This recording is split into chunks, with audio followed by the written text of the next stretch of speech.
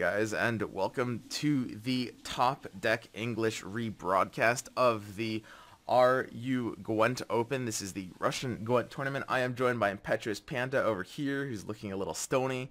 How are you feeling, Panda? It's great to be here. Obviously, Russia is a premier region for Gwent, so it's going to be fun to see what the best Russian players can offer us in terms of gameplay. Yep. Okay, so in just a minute or two, we will be talking about the players. Panda, we have the top 4 players for this first Russian Gwent Open, and those players are Whitelist, aka White Fox, Angstrom, Alex Vorog, and Join Time. What do you think about that lineup? I know that Join Time in particular is, of course, a streamer and top player. He's a little more well known than the others.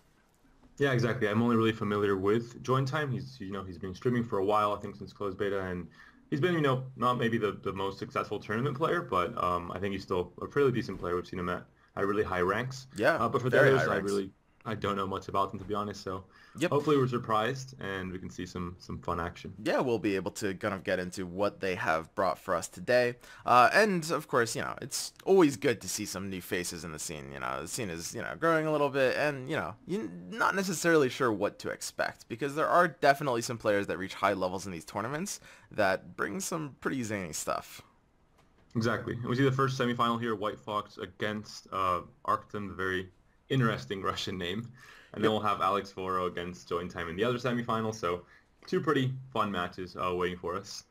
Yeah, it should be pretty interesting to see. I don't know when it'll begin here, since this is a rebroadcast. That is not decided on our end. We are just kind of rebroadcasting in English what is being broadcast on the Russian channel. So if you speak Russian, you can check it out on that channel if you're so inclined. But until then, we'll be sitting here twiddling our thumbs until it starts.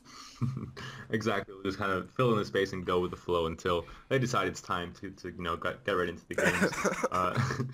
But for now, we can mention at least we do have some information in terms of the prize pool and kind of like what's the reward for winning this tournament. So there will be a €50 prize for the winner, followed by €30 for the second place, and then 10 and 10 for third and fourth, and also meteorite powder for the winner, just 1,400, and then 800, 400, and 400. So quite a bit on the line here, especially a lot of premium stuff ready to be crafted for the winner. So we'll see who ends up taking all that sweet, sweet powder. Yeah, and in this tournament, it's also worth mentioning that in the top 16, and this is, of course, the Russian tournament, in the top 16, we had some big names. These are Duha, who eliminated me personally in the Gwent Slam 2 qualifier, I think, and went on to, be a bit of a name. And Mago, Duha got eliminated by Angstrom, sorry, that's weird pronunciation, and Mago got eliminated by Alex Vorog, so it'll be kind of interesting seeing what they showed up with, and because, of course, they did knock down those 2 titans. Anyway, we're going to be starting the first game here, and this is going to be between White Fox and Angstrom. Yeah, and right away we see 2 very interesting lineups. Consume, obviously, it's been a favorite in the past few months in this patch. It's very strong. And then we see a kind of a soldier sentry deck, which hasn't been as popular in tournament play. Yeah. Yeah, what do you think about this deck, Panda? This soldier sentry deck? Well, we don't have a deck list, so we can't see for sure like all the contents of the deck. But in general, the game plan is basically you go for a long round where you can spam out a lot of these 3-point soldiers that obviously fill up all the rows, so you have a lot of kind of swarm potential as well. And then you just sentry and get huge point swings by boosting all these slaves. So it's interesting. I mean, it's good in a long round, but in a short round, I'm not sure he's gonna have the right burst to win the game. Yeah, no, it's something that really hasn't been just decided. I mean, this is the first time I've seen it in any sort of tournament format, and it loses a lot of value just by the opponent knowing what style of deck it is right off the start, because of course it's got the same problem as Axeman. When you know what kind of deck it is, you either push round 1, and even if you lose it, if you push round 1 long enough, if round 3 is short enough, you don't really have the finisher you need. Yeah, exactly. And of course, I mean, Consume is also a pretty straightforward deck in how it plays out. I mean, there's no surprises there. You start off with a very slow Necker Warrior, Necker, spam back into your deck, and then you just start popping out huge Neckers in round three. So I think both decks have a very linear game plan, and not much disruption either. I think both decks kind of play their own thing. So in general, I think Consume is kind of favored. Yep. Yeah, I'll agree with that. I mean, this is going to be kind of interesting. I mean, we don't know what's in his deck. It's possible he does have some additional text against Consume, and he does have Calvite, Last Wish, and Kahir, and Cantarella, all of which to dig through his deck. There's the Swears here, and that is going to be completely invaluable to him in terms of being able to just smash this matchup. Do you think the Swears itself might be enough to overcome such a difficult matchup? It depends how slowly the Consume player plays. If the Consume player kind of plays into the trap of, just spamming Necker Warriors and not really waiting, saving at least one maybe for later on, and you can get like all your Neckers into the grave with that Swears, then yeah, potentially it'll ruin the game plan completely for the Consume player. Yep.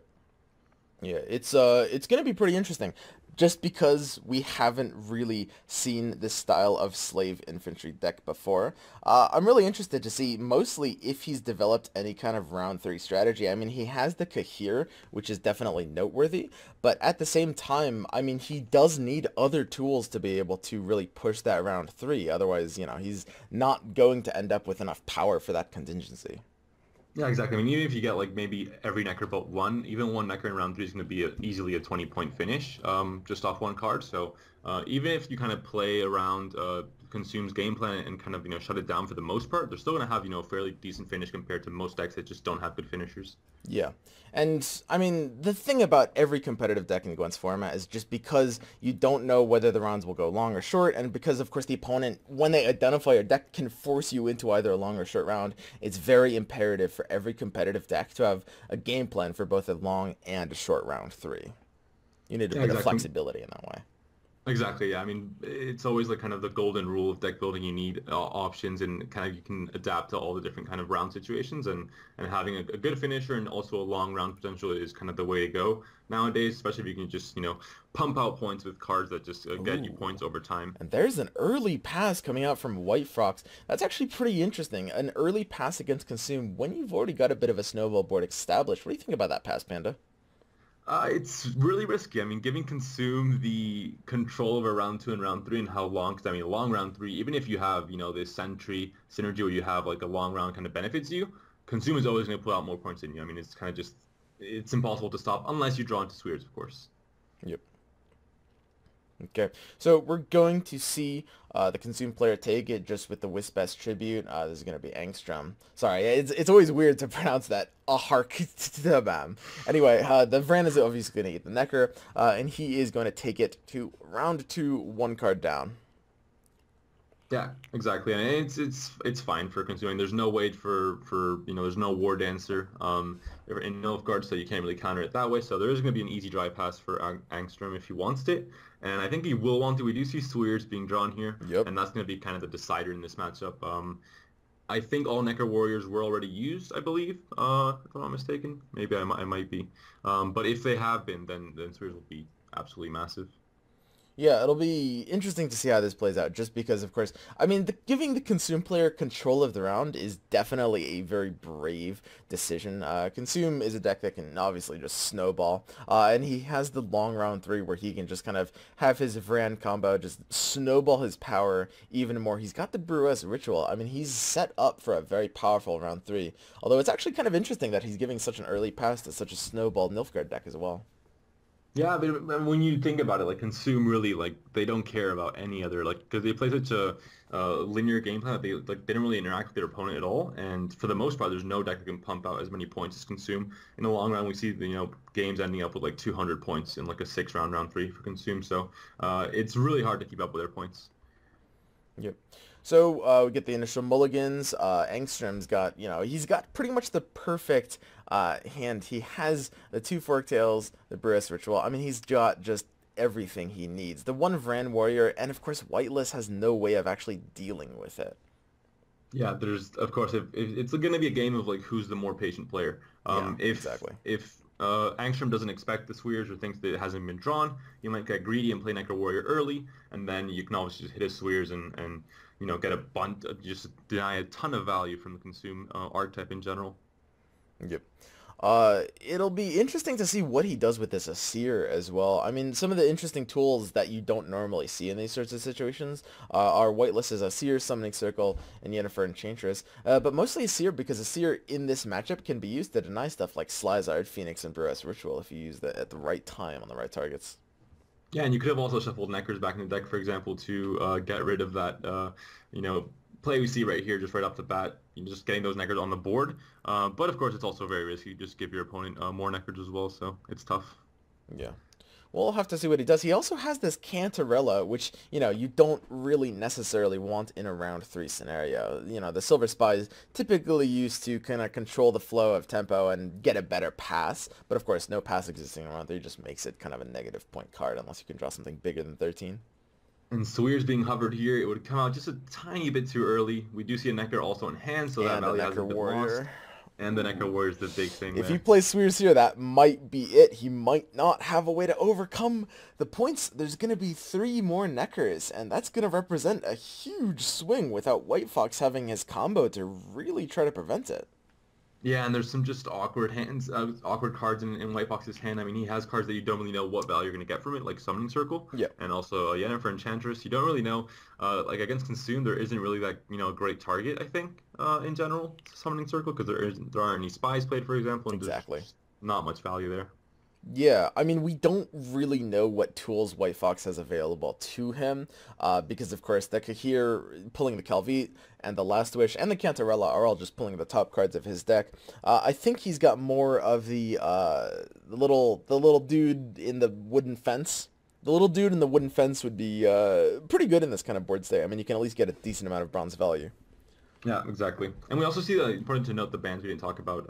Arrakis Queen was banned for White Fox, and Brewer was banned for Yes. Angstrom. So two of the most, I think, powerful decks right now in the meta, so they definitely make sense. And we don't really see any standard Amir spies. We do see Usurper, though, which probably will be spies as well.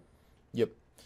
So we see White Fox hovering over the Kahir. This is going to res his Calvi, and we're going to see the top 3 cards of his deck that he plans on pulling out. An interesting decision doing this before the Cantarella, but I expect he wants to try to use the Cantarella aggressively to disrupt the Vran, because of course you can prevent it from eating a Necker if you do want to do that by controlling its trigger. But even in the long run, I mean, with Arrakis Queen and 2 Forktales in hand, I think he's going to have enough, ways to pull out the remaining Neckers, especially considering that there aren't that many left in the deck after the Necker Warriors. We see So. some powerhouse cards here. Yeah. Vilgefortz and Igni sitting in the top 3 slots of his deck, and he has access to those with Last Wish. And it's also noteworthy that Yennefer Enchantress can pull Last Wish as well. Yeah, Igni's definitely the big one. Over a long round where you don't really have that many, tokens to consume, and the brand keeps on consuming, you're going to end up with a very big Arrakis Queen or very big Forktail. So it's going to make it so that the Igni's going to get a lot of value, I think. Yep. So here's the Igni being selected. It's pretty early to play it, but he's just going to add it to his hand. He's going to let that Vran get big. He's going to let these Forktails get big. And if he can line up a good Igni, he may just be in a swinging position here. Yeah, and a Scorch would be insane as well. With Yennefer Enchantress, Yes. it would definitely shut down Consume immediately. But we're not sure if Scorch is being run. We haven't seen it yet. But it is possible. I mean, with It's Yennefer very Enchantress, likely. With the card Yennefer Enchantress, you typically would, yeah. Yeah, it's a synergy you see a lot. Cards like Summoning Circle and Scorch, especially like in matches in pretty much the decks that run Borg also as finishers. Exactly, and we know the top card of White Fox's deck is Vilgefortz, but we actually don't know what the second top card is. So this Last Wish could actually end up revealing a Scorch that gets cloned by Yennefer Enchantress. If it's in the deck, he's got a 1 in 3 chance. Yeah, and even if it is a silver card, you're definitely going to take Scorch over Vilgefortz. I mean, in this matchup at least, Scorch is going to be insane value. So here's the Vran just training the Slizard Consume doing as Consume doing, and you can see those Neckers just growing in strength every single turn. 2 Vrans on the board. These Neckers are starting to get huge. It's looking like even with the Scorch effects, it might not be enough. Yeah, and we still see a lot of ways to pull out Neckers as well. We have the Forktails, the Arrakis Queen, and there is no like small targets to consume and kind of maybe like just buy your time for Arrakis Queen. She's gonna have to eat big units, and that's gonna set her up for a huge Scourge. Obviously, she can't be targeted, but she can be ignied quite effectively. Yep. So here we see White Fox going to play the Asir, it looks like. Now this is used a little bit late. It's not in time to deny anything from the graveyard, unfortunately. And he goes for the Last Wish instead. There's the Scorch! Oh, He's we found have it. He's got it. He has to choose it now, and he's got it off the Yennefer if he wants to use it again. Wow. I mean, that is just nuts. So he has the Scorch, the Igni, and the Swears, and the Yennefer Enchantress. Is that enough to turn the tides here? It's interesting. You have to play Yennefer Enchantress before you play Summoning Circle, Yes. so there isn't really that much time for him to work with to try and get the maximum value. So it's going to be interesting to see how he does it and what kind of value or how Angstrom can play around this, because you might also expect Yennefer Enchantress if you're also, you see Scorch in a deck like this, you kind of say, oh, he might have Yennefer Enchantress as well. So it's going to be an interesting, last few turns here to see how they play around that, possible Scorch. Yeah, and I see a couple of people commenting on the low frame rate. Keep in mind, this is because the tournament is being broadcast live. We at Topdeck have made a point to kind of broadcast tournaments a couple days after, but this one is just a rebroadcast. It is being done live, and you end up with a little more excitement, but of course the frame rate's going to be lower because people are just sharing their their streams individually. And we do see the Forktail has no other option but to eat very big units, already at 26 points. And sometimes if you Scorch a Necker where it's already the biggest unit and there's more Neckers left, it's not, as damaging. But we see here the Forktail takes precedence and becomes the biggest unit as soon as it drops down onto the table. Yep. So here's the Asir coming down. Of course, he doesn't have anything to send back from the opponent's graveyard that would really provide much value. Playing around at the Phoenix here, but of course the Phoenix is always going to have targets, and we don't even see it in Angstrom's hand. Yeah, no Slizzard either, so not much, thinning or deck pulling to be done from Angstrom, so in the end, this won't really affect him too much if there is kind of a disruption play going on here with the Sire, but in general, I think it's just stalling for time, trying to get the max value from the Yennefer Enchantress. Now, what he could do is put 2 Neckers back in deck if he does want to. It's a strategy you can employ sometimes against Consume, wherein you expect them to not have enough pulls for those Neckers, and you try to dilute the pool with bad Neckers since it pulls random ones every time. Although, that's it's a play that doesn't really make sense unless you can see into his hand, I think, and normally you would just play around the Phoenix. Yeah, it could work out, but it's really risky to find the maximum value from that play. You have to very much read the opponent's hand in order to really get that. And of course, we see the Arrakis Queen and we see the Forktail, so unless you assume there's no Forktail, it's never going to work out in terms of value. Yeah, and we see no Slizzers, no small tokens for this Arrakis Queen to eat, and there is no option to not eat. Arrakis Queen has to get her, her full lunch meal, and that's gonna create a absolutely massive unit where both Igni and Yennefer Enchantress will get a lot of value. Yep. So he's going to be playing the Necker out here, and dodging Igni is going to be kind of the #1 thing for him, although he doesn't necessarily know it. Here's the Igni on the 26 and the Scorch on the 16s right now. Of course, the 16s will be protected in some way, but they can't be protected without giving a bigger target for these as well. Do you think you see the Yennefer Enchantress or the Igni being played first? Is there an option to just discard the Summoning Circle, just to kind of delay as much? I mean, you're only going to get 8 value from it, or if you copy a Necker, even less. So exactly. I think it's definitely correct. I think it's actually, I think that's a very good call on your part. It does buy you more time on both the Igni and... Ooh, he could be going for it here. Is this it? Does he discard the Circle? He's thinking about it. He has gold in his hand. That Circle is never going to be good. If he plays it, it'll be a huge mistake. So I think he definitely and there's the Yennefer Enchantress. And that's just going to go ahead and cleanly Scorch the 26-point Forktail. And he does get 8 points out of the Summoning Circle as well. Yeah, that's not too bad. And Igni will still be massive. I mean, I think at this point, if Arrakis Queen is played first, Igni is just huge. And I think White Fox might have this one. Yeah, and if you are Angstrom right now, you do not expect somebody to be bringing Yennefer Enchantress and Scorch and Igni on top of Swears. That is going to be a bit out of left field there.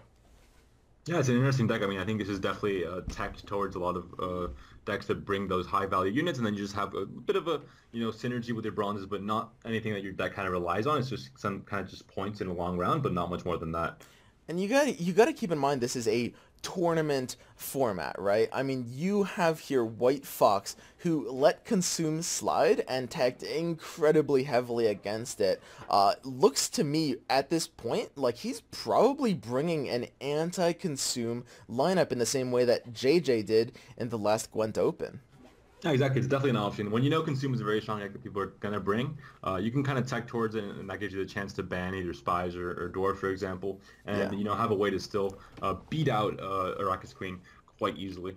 Exactly. I mean, the thing about a conquest format is it goes beyond text, because what you can do is you can just design a lineup about smashing a deck you assume the opponent will bring, and even if the rest of the three of your decks never win a game, if you don't lose with that deck, you will always win. There's the juicy Igni for Oh, 70 God, you hate to points. see that. Just absolutely smashing Angstrom out of this first round. And at that point, I mean, Angstrom knew that he was gonna, if he had Igni, he was gonna lose anyway. So he just went for max value by eating, the Forktail first. He had those Necker boosts and then the Neckers. But yeah, if your opponent has Igni, you're gonna lose. It's 100%. Wow. And that is just a really, I mean, that's an interesting first game. It really kind of sets the pace for what we're going to expect later on, because we are pretty sure at this point, I mean, we haven't seen his lineups, but that is such a hard teched match. And here's, the bracket again, if you haven't seen it. But that is such a hard teched matchup that you assume he is bringing a JJ-esque Consume killer lineup. And I can't wait to see the rest of his decks.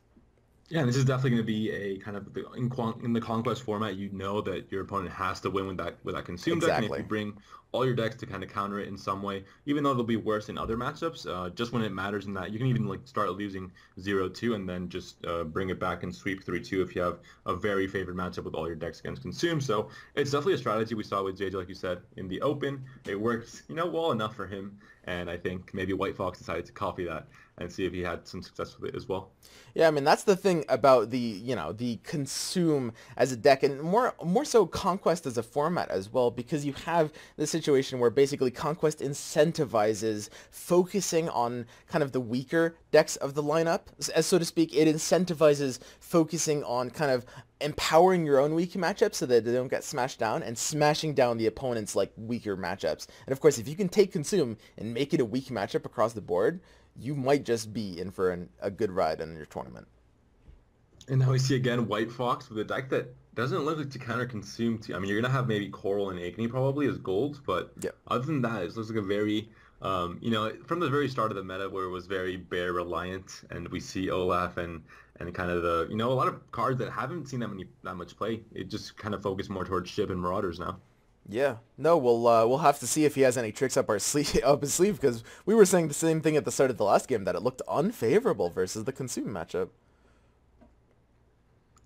I mean, Coral's a must, right? In Skalga, especially against if you want to tech towards consumer, you're definitely gonna have Coral in your lineup, but not having a round one where you can shut down that first Necker immediately, which should have been huge because there's no other option for those Neckers to come out for Angstrom, it looks like. So Yeah. not having it in round one is a bit of a blunder there for White Fox. Yeah, it's a little unfortunate, and there's that Battle Maiden just putting that Beastmaster in the graveyard. A pretty good combo, but of course he doesn't have the Restore to follow it up, and he has to play the Morkvarg manually from hand. It's going to be a bit slow going here for White Fox in terms of his intro. Yeah, and we're not seeing King Bran, we're seeing Crack actually, which is an interesting choice, not as popular as King Bran in ladder or in tournaments. Just King Bran is a bit more consistent in making sure you always get your discards on Morkvarg and Ogre, for example, and then also the Marauders being 9 strength kind of messes up the Morkvarg and the Olgerd pulls as well with Crack. Now, Heim can only create units, is that correct, I believe? Unless I'm mistaken. And of course, that gives Wisp's Tribute a good defense, or rather the Wisp's Tribute, if he's running Mandrake with it, a good defense against that kind of thing. Exactly, yeah, and him in this matchup won't be too good, I think. Exactly, it's going to be pretty bricked. Yeah, there's only really Shadow, and then of course your Shadow won't really pull anything, and everything else is mainly just spells in the Consume nowadays. So there's a scale pulling out an early Berserker Marauder. Yeah, and this is a very interesting deck indeed. It looks like a much more full-on cursed deck, which we've seen a bit in the past. This is abandoning Sirinova, this is abandoning Bran, and just playing for massive cursed value. The problem with this is the same as last game. It's a deck that can really only gain snowball value in a single round. Yeah, exactly. I mean, it has some reses and stuff, but in general, I think long ships are better in a long round. They just pump out more points, and they work better with synergizing with the Marauders since they damage units as well. And in this case here, I mean, we're seeing Marauders come down at 13 points instead of 18 or 19. Yep. So we definitely see a lot of misvalue there. And there's the crack into Olgierd. So he is running crack to pull out the Morkvark and Olgierd, and we know there's no Jenga in his deck either. So right off the bat, he's secured pretty good carryover, and when you have that kind of carryover, you may be looking at an early pass. You've got the Udalric if Frightener is a threat remotely, and of course you have just off the bat, you have 9 points of carryover already. Yeah, but even then, I mean, Consume doesn't really care too much about carryover or card advantage. They care more about if your opponent teched against you or not, because they just pull out so much points that even if they're card down, they're still going to be 40 points up if you don't have any techs against them. Oh, that's exactly right. But one card can always end up making a difference. And here we have White Fox in a pretty interesting position. He has the Udalric as an option. He's pretty far ahead, and what he can do is he can try to kind of disrupt the Vrand's path to the Necker as well. It's kind of up to him how he wants to play this, but it looks like he's just going to continue pushing it deeper with these Marauders. By playing Marauders before Udalric, he is potentially risking threatening a very early pass out of Arctem. Angstrom. Yeah, I mean, Marauders coming down, they make sense because in the long run, obviously, you get more value from them. So if you play them now, you're getting more value out of them than if you play them in a short, round 2 or round 3, for example. But even then, maybe he had a good pass earlier on. He won't have it in a few turns once Consume kind of ramps up past the, Necker Warrior phase. Yep. So there's the Forktail coming down, and this is going to do two things. It's going to eat the Necker, but it's also going to create the line for the Vrand to eat the Necker this turn. So that is a massive play that he just threatened, over 20 points. Now White Fox is still ahead if he does want to take the pass, but he is very committed to this round, and taking this third Berserker into a round 3 scenario does not do as much for him, unfortunately. Yeah, once you give the chance to the Vrand to start consuming Neckers every 2 turns, it means that there's a lot, more tempo from your opponent. Even though he's kind of sacrificing Neckers for that tempo, it still means that he's going to have control of this round and possibly win it uneven. So he's deciding what to do. He does have the Heim, which is a bit of a wild card here, but at the very least he probably does want to get the third Marauder's value before getting out of the round, and we don't know precisely what the Protector is going to be pulling anyway, although it'll often be the Bone Talismans. Yeah, and we just see here more Marauders. I mean, it makes sense in the long round, but at this point, you're kind of making it too long. I mean, there's a kind of the sweet spot with Consume, where if you're going to end up losing the round, you want to pass at that point and not later on, for the most part, because we don't see any big swings from White Fox. We don't see any Ignis, any Corals, just Olaf, and that's not really, too big once Neckers are pretty much at that same White size. Fox plays out one more turn, he could actually be in jeopardy of losing that extra card. I mean, Angstrom has the potential to overtake with the Queen onto the Necker, enabling the Vrand as well. There's the Mandrake buffing up the Necker. Now, this is a bit of an interesting strategy. I've seen this before. Because he can't get ahead with the Mandrake on the Marauder, he actually elects to just buff the base strength of his Necker, because points don't matter in this round, but when you use Bruet's Ritual on it later, you get an extra 6 points in a later round. Yeah, there was a choice to either, damage Olgierd or Morkvarg, or just buff his own Necker. In the end, he decided to buff his Necker, but it's pretty similar because, again, card advantage won't matter too much. So the points there's no, war of carryover. It's just, you're going to lose anyway, so you don't really care if it's 10 points or 15. Ooh, there's an Udalric, and that's interesting. I mean, that will cause Angstrom to go a card down here, but it does expend White Fox's Spy if he does want to play it. And we'll have to see what he draws. Yeah. I do assume he's running both of those cards, probably. But is Igni and Coral going to be enough against Consume? It's going to depend on the round 3, but not drawing them this turn is just huge for Angstrom. It's obviously there are cards you want to see, at least one of them in the first round, to have control over the next few rounds. Because if you go into a short round against Consume, there's a chance you could still win it in round 3 if they draw, not too great. Yeah, and you also see the Monster's Nest in Angstrom's hand, so he has the option for Barbagazi if he wants it. He's probably playing that now. This develops even more carryover, although, of course, it still doesn't hold a candle to the Morkvarg plus Olgierd combo. Yeah, we could just see a Summoning Circle as well from White Fox, but he'd be considerably behind now because there was a Consume there. Taking the Eat on the Necker is an interesting play. I think it's definitely correct. Otherwise, you're not really getting too much points. Your opponent can summoning circle and then still be ahead. And at this point, he's forced to pass because you're basically sacrificing a Necker, which you could use later, but you're getting control of this round one and putting a lot of pressure on White Well, Fox. note that it's always one more point to eat the Udalric with it, because of course you know your Vran at the start of your next turn is going to be eating the Necker anyway, unless of course you expect a Coral or Igni to come down next turn, which of course he was probably playing against. Yeah, exactly. So we go into round 2. We do have the Morkvarg and the Olgierd, which is going to smash this Barbagazi 6 with its total of 9. And it's going to be up to Angstrom to see if he wants to play this out. Now, this is a very tricky one to play out. It looks like you need to get ahead, but you lack tempo options. You really do. And your Vrans incentivize a long chained round. It looks very counterintuitive, but I would consider passing right now if I was Angstrom. Yeah, for the most part, Consume doesn't really care about cards, and they just prefer a longer round 3 in general because they can obviously eat a lot more with Vrans and just have a more comfortable, Necker chain than in a shorter round. So, yeah, I don't think it's worth it trying to expend some of your, better cards to out-tempo your opponent. I think it's Exactly. better just to pass and go card down. Honestly, the one downside of passing for Angstrom here is you give the opponent more opportunities to fish for their Coral, fish for their Igni, and that's maybe why he's continuing to play this out. He's going for the Bruas. He's got a little bit of extra tempo on it from the Royal Decree and from the Mandrake. 23 points, leaving White Fox to make up 15 here. Yeah, he's going to go for it. I mean, he could just go for 2-0 as well if he puts his opponent on not having, Coral or Igni. And he can just basically make it so he has a Vran Consume kind of menacing his opponent, and then he can just pass and still get the tempo from the Vran, and then it'll take White Fox a long time to catch up. So that's also an option. Yeah, and I quite like this this play from Angstrom in terms of pushing this round out. I do think it is probably the right call to prevent the opponent from fishing for their answers, and it is working wonderfully here. I mean, White Fox, again, this is a matchup that's all about answers. Consume turns every game into go fish. By not going into round 3, you're denying your opponent 2 draws, and those 2 draws are looking very critical here. White Fox doesn't have the Coral or the Igni, and he's only got 8 cards left in his deck. Yeah, and we see Angstrom not consuming an anchor, so we expect he's going to go for a slower round 2 where he doesn't try to just burst his opponent. Instead, he tries to go all out and try and maybe win this round 2 by making optimal plays. And in this case, it might pay off. I mean, he has 2 Neckers on board, Arrakis Queen and Bran still up, and he could just keep Phoenix for round 3 just in case as well. Yep, and there's the very unfortunate Haim. I think Shadow being the only silver unit in Angstrom's deck. I think his other 5 are all spells. Yeah, exactly. So it's not really unfortunate. It's just Yeah, what it is. yeah, a bit of a trap, and of course he might have been able to go for a cursed unit in his deck if there even were any left.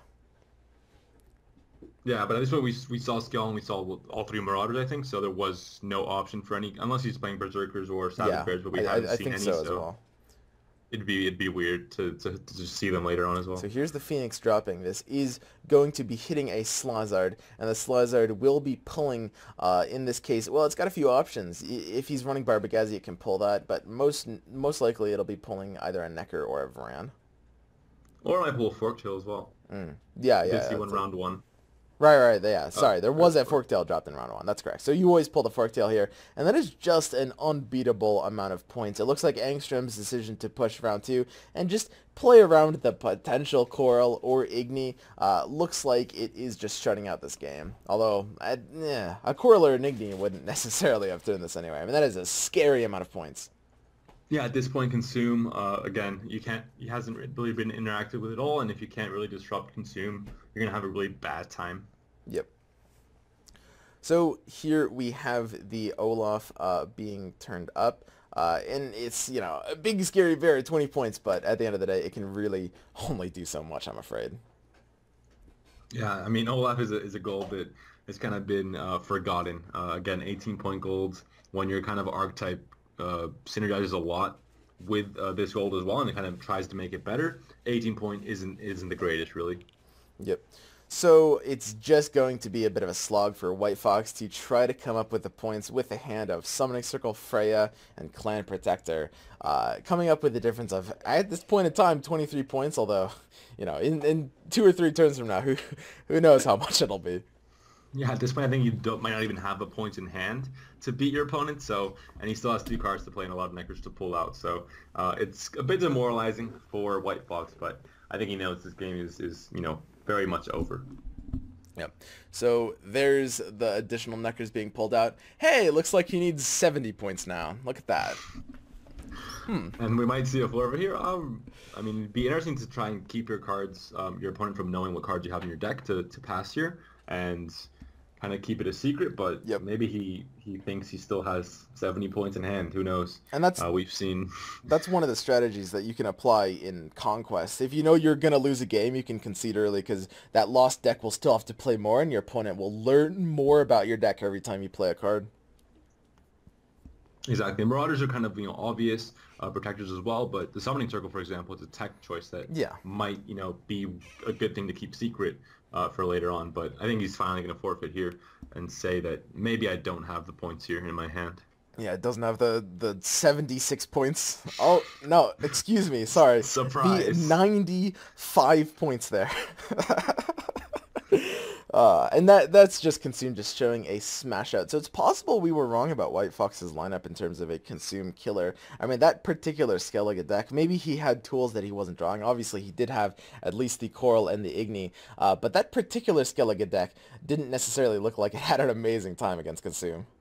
Yeah, we might see Broover that has, some better tech choices like the Shiru, like the Yorvith Meditation, for example. But, yeah, we either didn't see it or the cards weren't drawn because he might have definitely had Igni and Coral. But in this case, unlucky draws, and he really couldn't do anything against that Consume, especially with losing the coin flip. It's just another added disability. Yeah, we see White Fox and Angstrom now 1-1 in their final games. Of course, they have up to 3 more games to be able to play, and we'll have to see what kind of decks they end up with. Of course, Angstrom getting his win on Consume, we haven't seen his other 2 decks, whereas White Fox already has his win on his Slave Infantry deck, and still needs that win on that Skellige deck he was just playing. Here we go into Game 3.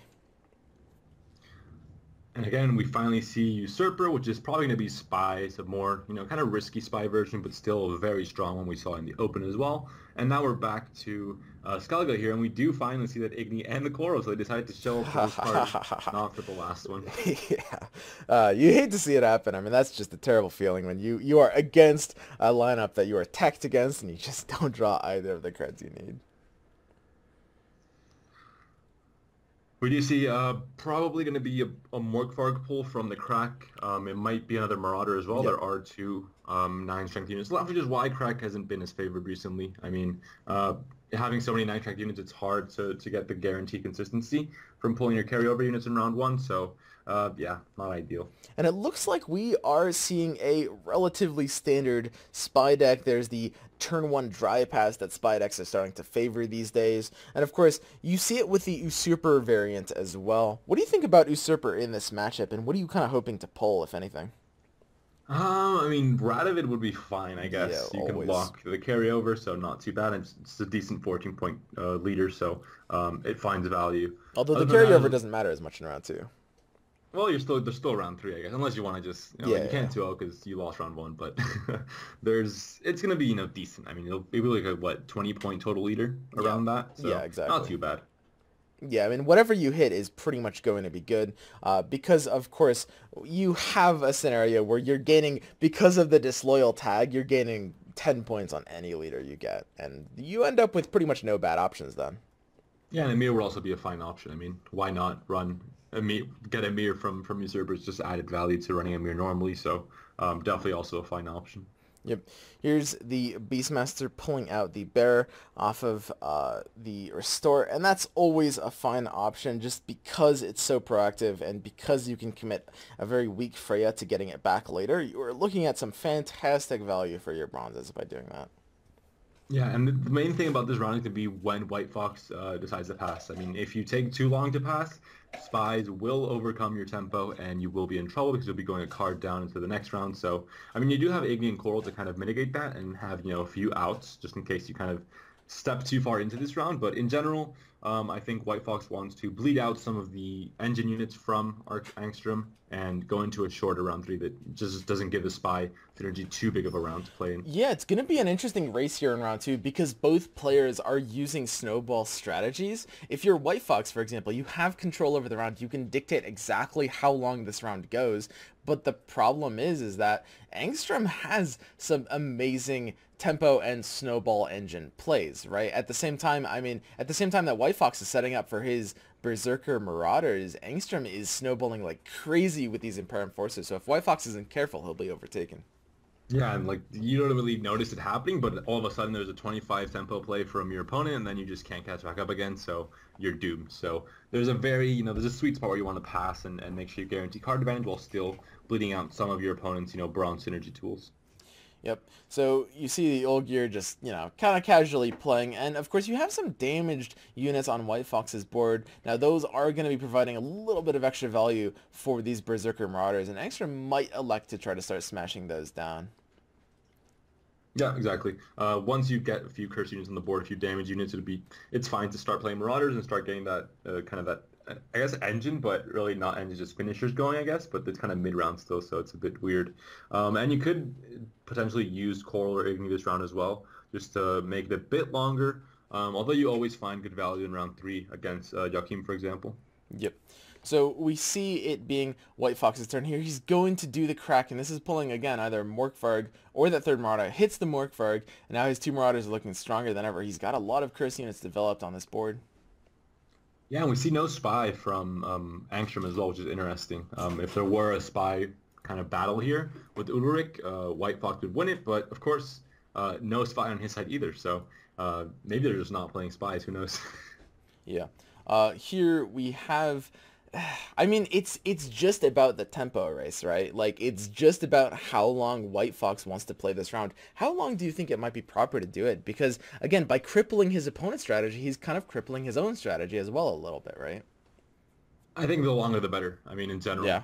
Folt is also a pretty decent pool, not too shabby. We've seen worse leaders. The longer the better, but of course we're already seeing Angstrom little by little, he's catching up, and he's ramping up his synergy as well, so... quite soon you're going to have to be careful if you're White Fox, unless you decide to expend Coral and Igni, for example. Exactly. Those are great options, and you might not necessarily get more value out of them than this round. Because you have both the Coral and the Igni, it could really incentivize you to push this one out. It's a close call either way. And you do have the Freya on the 19-point Beastmaster finisher, which is, always a solid one. Yeah, for round 3 he's going to have some options to finish. We know Angstrom has pretty much Joachim and Menno and Vilgefortz, but Menno's going to be hard to maybe find the ideal target with Infiltrator. So the shorter the round, the better, I think, for White Fox. And this is a big play.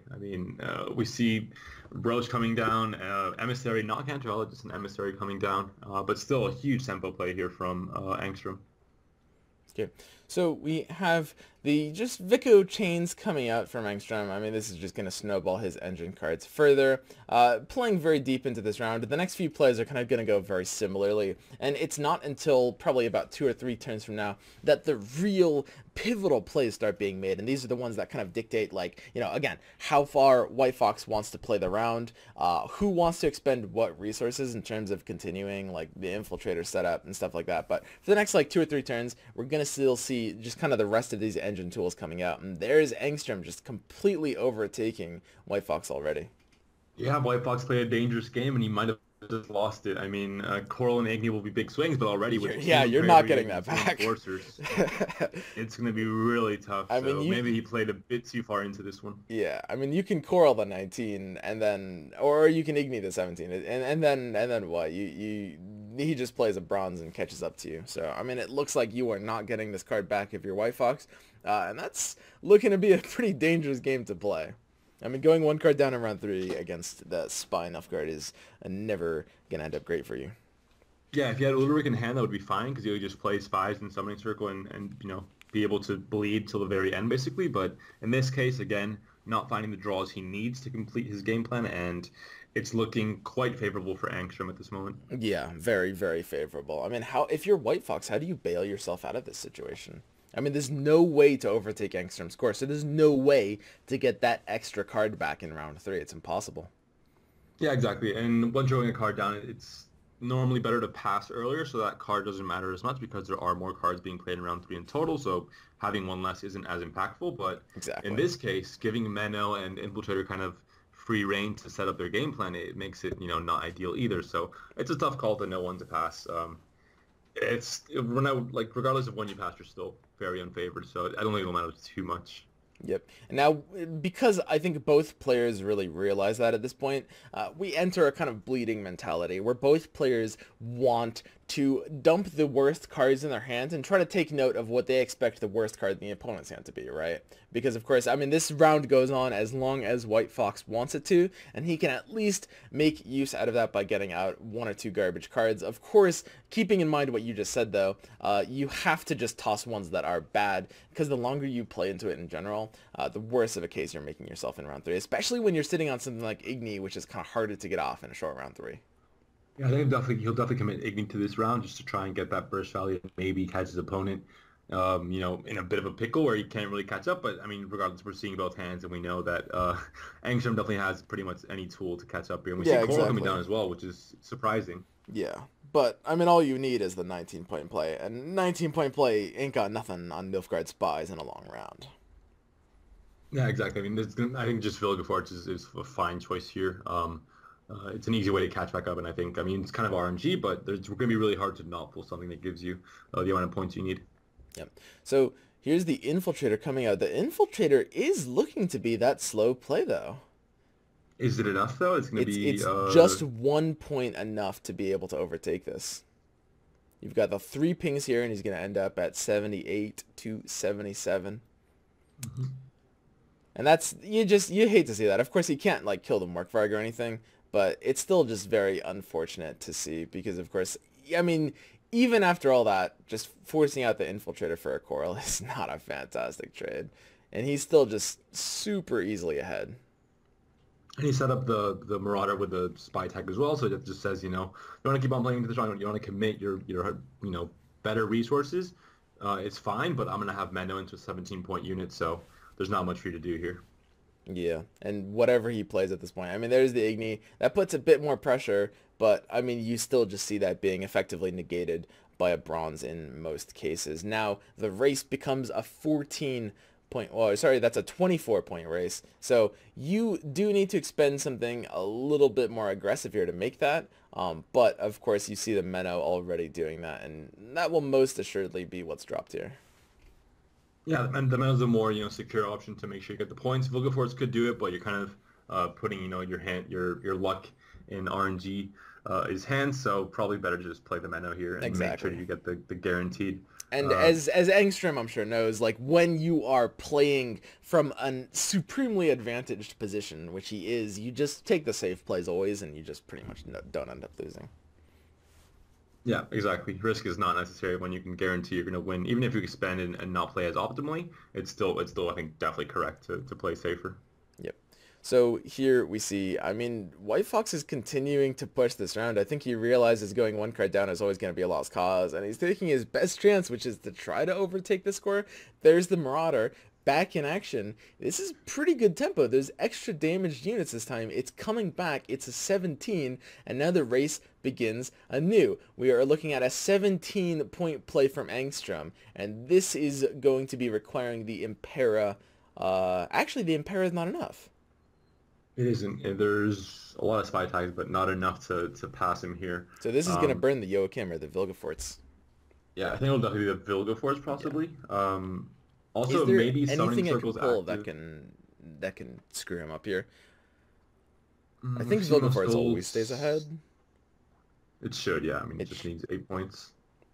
It's an interesting play, and I do like actually how White Fox has drawn this out. I mean, he is playing to his best opportunity, I think. There's the Igni, and that's unfortunate that was set up, of course, but I do think that White Fox was playing to his best out by pushing the round. Like you said, he could have passed earlier and tried to effectively dilute, I guess, the one card difference in the hands. But I think taking this chance was honestly the only way he had to make it. Summoning Circle is active on the Marauder there, so it's still a decent play to try and, trade out your opponent's cards and maybe, bleed him out a bit. But yeah, even with the Marauder, it's high. They end up uneven. Yeah. So, I mean, you're just going to see a trade for this. And this, the Impera Brigade is just not necessarily anything that provides value really into the next round anyway, so we're just going to be seeing a hugely imbalanced round 3. I mean, the Joachim and the Assyria is always going to beat out. I mean, White Fox does have a very powerful hand, it's true. Like the Freya Ho. Now this is interesting. So White Fox had a very powerful Freya enabled on the 8-point Beastmaster. He's making the play assuming that he's going to draw another res, I think, which is actually kind of intelligent. I think he's playing towards his outs yet again. He's taking a risk. He's in a position where he has to take risks. Exactly. If he doesn't, then he definitely loses. If he takes risks and he gets a little bit lucky, he might win. It's a small chance. So at this point, it's just full-on risk. Play as, gamble as much as possible and hope that the odds are in your favor. But even then, it's going to be pretty tough. Yeah, but all he forced out was a Summoning Circle, which is, not amazing for a round 3 scenario anyway. I mean, with a 3-card hand, there's not really too much impactful that you can hope to force out, because the only big drop left in Angstrom's deck is the Joachim, and this is the Olaf as well. This is really risky. I mean, especially with so many spies on the board already, or spy synergy cards, that pretty much any play, like literally anything, will be enough. And at this point, I mean, Joachim easily enough, obviously, just with the spy synergy alone, with the Imperial Brigades and the Enforcers, it would be a huge swing, and then whatever it pulls. Man. I mean, so he takes it with Assyria, obviously, because Assyria is at 12. But if he needed to Joachim here, White Fox might have had it. If he had one more point. For no other reason than, I mean, I think White Fox is sitting at 6 carryover, if I'm right, which means all he needs to do is top deck 6 better, which you can do with a top deck into a res after Joachim is blown. That was actually, I think, a bit of a closer game than it looked. Yeah, but being able to take the hit with the Sires, obviously, it's, massive for Angstrom. Oh, of course. Now, it's definitely done in this case. But if he had one more point, maybe not. I mean, we've been talking from a position of Angstrom just being in a devastating lead, and that's been the case. But just one more point in this scenario, and with a good draw, could have swung that game for sure. But playing Olaf last as well is also kind of detrimental because Marauders were played so many times. Yeah, exactly. With the reses and with the Summoning Circle as well, and not having the optimal value if you're going to commit to a long round 2 means that you just lost out on a ton of points. And that would have been the point that would have decided that Asar wouldn't have been enough. So pretty game deciding stuff. Yeah, if White Fox had committed early to that round to playing it out deep, which is of course super hard to do, or if he had maybe taken a pass at an earlier point, then this game would have gone in a different direction. But there's of course the gigantic Joachim coming out from Angstrom. Yeah, when they see your Beastmaster, it's never a fun day for Skalga players, and we see here White Fox quite perturbed from that bear steal. Yep. And there we have it. Angstrom getting his Nilfgaard spy win out of the way. And this is going to be Angstrom 2 to White Fox's 1. Now, Angstrom only, after this, will only need to win with his own Skellige deck, which we've yet to see, I think. Yeah, it is King Brang deck, so more standard probably. I'd expect to see ships and Marauders, just a standard King Brang deck that has been pretty successful in the past, the past patch pretty much, the past month or two. This was a bit of a different deck, I think, with this Olaf synergy. It was seen at the very start of the patch before people kind of got into playing ships as well, but it's kind of been, left behind because it just wasn't as good in terms of long round value. Yeah, I think as well, it's important to note that Angstrom didn't ban White Fox's Bruver deck, which we haven't seen yet. So obviously Bruver being the dwarfs. Now obviously he did ban Consume instead, so mostly that is a statement that he's not ready to fight the Consume matchup and didn't want to have to bring techs against it. But it is actually possible he's teched in some way against dwarfs as well. The nature of how to do that, I do not know. Yeah, I think it's pretty much the biggest conundrum there is in the community right now, how to tech against dwarves when they can do pretty much everything right. So it's going to be tough to see, but maybe the Russian community gives us a kind of a new era in Gwent where they kind of play around dwarves in some way. Yeah, exactly. So, I mean, while Angstrom is up one extra point, White Fox does still have his Dwarf deck up his sleeve, so we'll have to see how this plays out. Angstrom just needs one win with his Skellige deck. There it is. This one probably being a slightly more conventional brand deck. We see the draws here. Here are the, and it's going to be the Skellige Mirror, of course. The full cursed deck versus the kind of more cursed sort of hybrid. Now, that brand deck is extremely standard right now. It looks like a Nova deck, unless I'm mistaken. Yeah, it has, very clear indications that it is a Nova deck. We Yes. see obviously the Corsairs, the Pirate Captains, the Longships, and just it looks like a very standard Yeah, Starter there's the King brand 26 Nova cards. deck. So we are the very standard Angstrom deck, Bran, Nova, versus Whitelist's crack all out cursed deck. Now, it's basically the biggest distinction is that White Fox will have the advantage in the long round, but a huge disadvantage in the short round. Yeah, and we see Mortarg and Olgerd both coming from hand for White Fox, not ideal. There is going to be probably a Marauder pull from the Kraken Crate, so a good tempo swing, but not going to really be able to just commit that carryover with plus the added strength bonus as well. Yep. So there is the Bran. That's going to be a tempo Bran, one Olgerd for carryover, and just playing for tempo outside of that. Yeah, and I mean King Brand is fantastic, obviously, and the Longships in the long round they're gonna be able to do so much to set up the Marauders as well. And we see Skell that can pull a Marauder or maybe even Udalric. And we see Summoning Circle in both players' hands. So if there is a spy battle in this round and Angstrom is able to pull Udalric from the Skell, then I think he'll definitely be ahead. Okay. One of the most, I think, interesting and most important things about this matchup is how both players are going to play around Igni. Now, both players, I mean, so Angstrom knows there's an Igni in White Fox's deck, and if you're White Fox, you expect an Igni. It's a pretty common thing to run in Skellige right now. So if you are playing around that, you're going to be playing a little differently, and it's all about enabling it. Although, of course, the only Igni being enabled is on Angstrom's Seadro, and White Fox does not have his own. Exactly. If you have kind of a spy into Longships, it's a great way to set up a really good Igni because the Longships grow into the 13-point value, so they can line up with spies very easily. But in this case, there's nothing to punish there from White Fox. No spy and no Igni either. So Yeah. And of course, White Fox isn't playing Longships himself, so Angstrom can't punish that either. Yeah. And of course, I mean, I would say off the cuff that Angstrom has kind of the slightly more refined list. However, I mean, some people have very much vouched for the cursed, like all-in cursed deck, and it's possible it might be able to overcome this mirror as well. It's going to be kind of a bit of a game of catch-up against those two Longships, though. Yeah, personally, I favor the Longship version much more. I think it's definitely the more refined version. It's just better in the long run and has, I think, Nova is a better finisher as well. So in general, I think it's just a much more refined deck. Like you said, it just works much better and more consistently too. Yep. So here we have Angstrom just playing out his Skell. This is going to be playing for a Berserker Marauder, most likely. Yeah, one of the Raging Berserkers as well then. So he is basically just playing the passive plays and just staying ahead very easily. And he can stay ahead. I mean, the thing about White Fox's deck is that it's a snowball deck in the same way that Spies.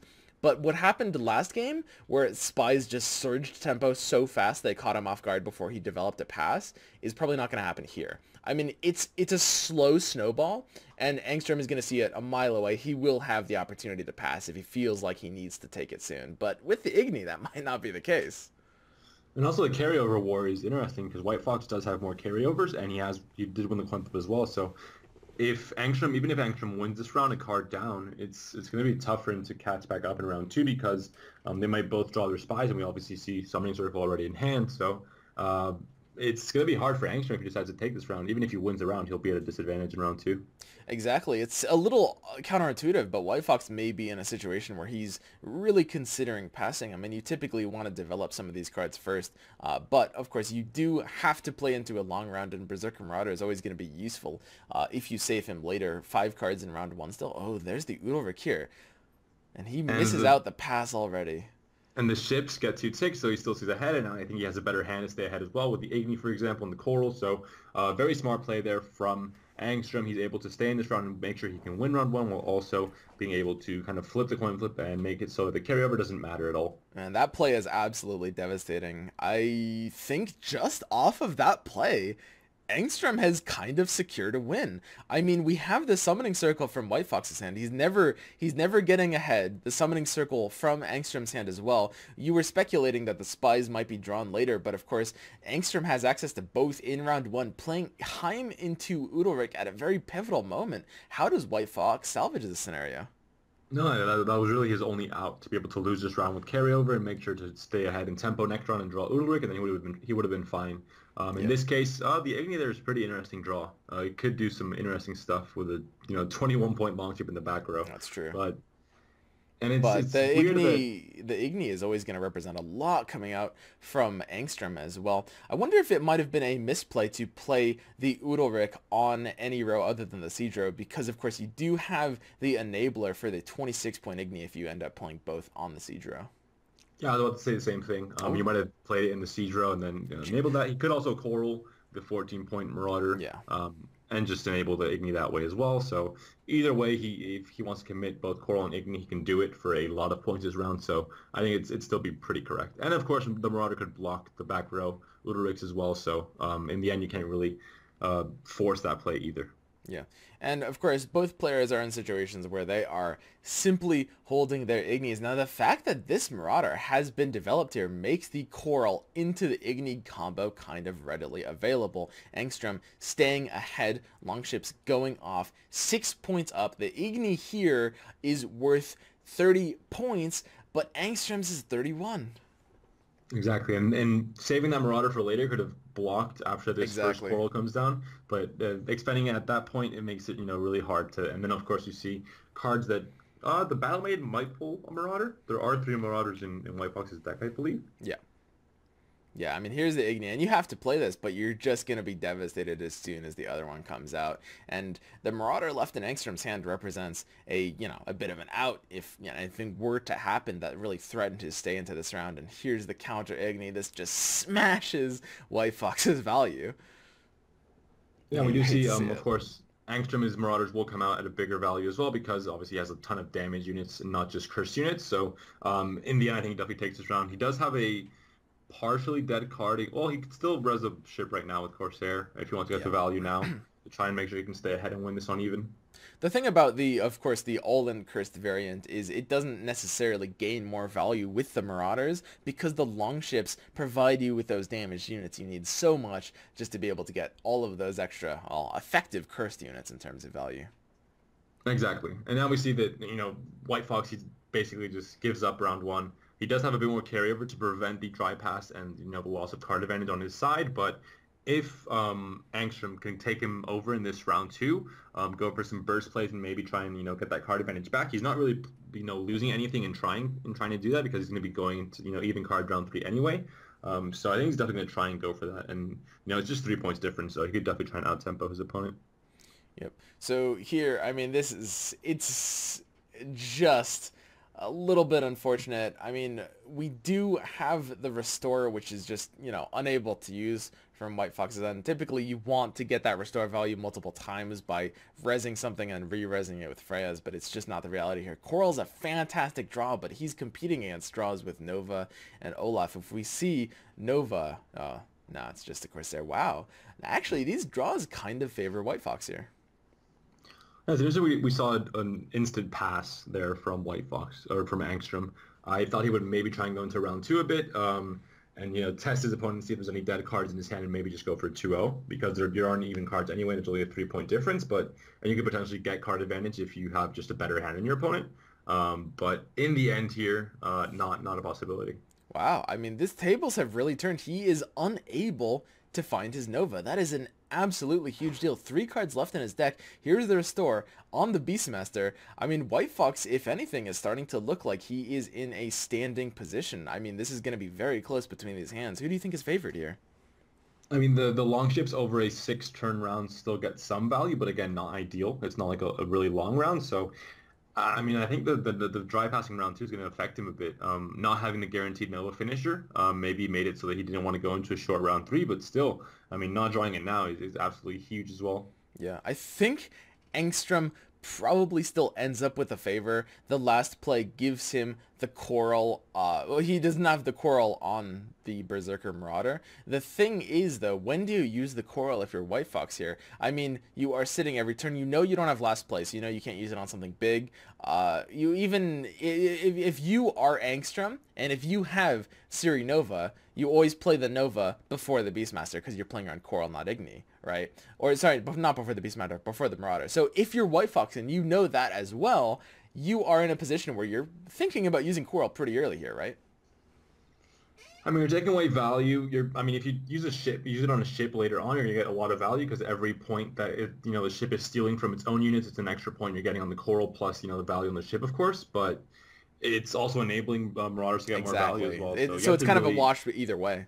Yeah, you have to do the math. I think in general with two ships, it's probably better to wait and get it later on, especially depending on how many Marauders your opponent's going to play. Yeah, I think if that's he only right. plays one, it's definitely better. And if he plays two, I think it's about even. So it's a tough decision, but you're probably just going to wait just in case you can get a big Marauder as well. So Yeah. I think it's just wise to wait it out or safer. And there's no Battle Maiden target on the field for White Fox as well either, right? The Clan Protector is not a soldier, and it can't come out. Is there a Berserker Marauder left in? Oh yeah, right. He has the third one, the third Berserker Marauder left in deck. Yeah. Okay, but it's gonna be very close here. I mean, are the ships gonna be enough? And what's the Sigdrifa hitting? Significant could potentially hit Skjall if there's any more Marauders. I believe there isn't, though. Two were used in round one, and there aren't any more Skjall pulls, potentially. If there were, that would be a huge pull, but I believe there aren't. Yeah, it's going to be close. I mean, Coral's going to be huge on the ships. It's going to be fairly massive. On the Marauder as well, I guess. Marauder's going to be even better, I think. And the Balmain does hit the Protector, and, of course, can just res a Bear or a... Marauder anyway, so Yep. a lot of good value here as This well. one has an additional amount of base strength after being pulled out by the crack. So, I mean, this is a powerhouse finisher. The problem is the Marauder on Angstrom's end ends up having a huge amount of strength. I mean, that is a load of damaged and cursed units. And of course, he has the Sigdrifa resing whatever he needs to as well. So this one will still end up very close. I think Coral will end up being, the Skjall, and there's the last does, Marauder, so... That's a huge pull, yeah. Yep. So with the extra ticks here, does Coral end up taking it by one? No, I think Coral loses by one. Because you have the body... yeah, because it's not, of course, it's not really, destroying the target. It's just creating, forcing it to become a 2-strength unit, so it's not getting the maximum value like Igni would. Wait, is it a tie? The new Berserker Marauder is one more point because the Sigdrifa is damaged now, right? Yeah, it'll be a 20. Does that make it a tie? Oh, you have the ships taking as well. Yeah, the ships taking takes it. The ships take it. Yeah, I mean that's just unfortunate. But at the end of the day, it's man, that's really unfortunate if you're White Fox there. Oh, God. It was close. I mean, not drawing Nova made it a lot closer than it should have been.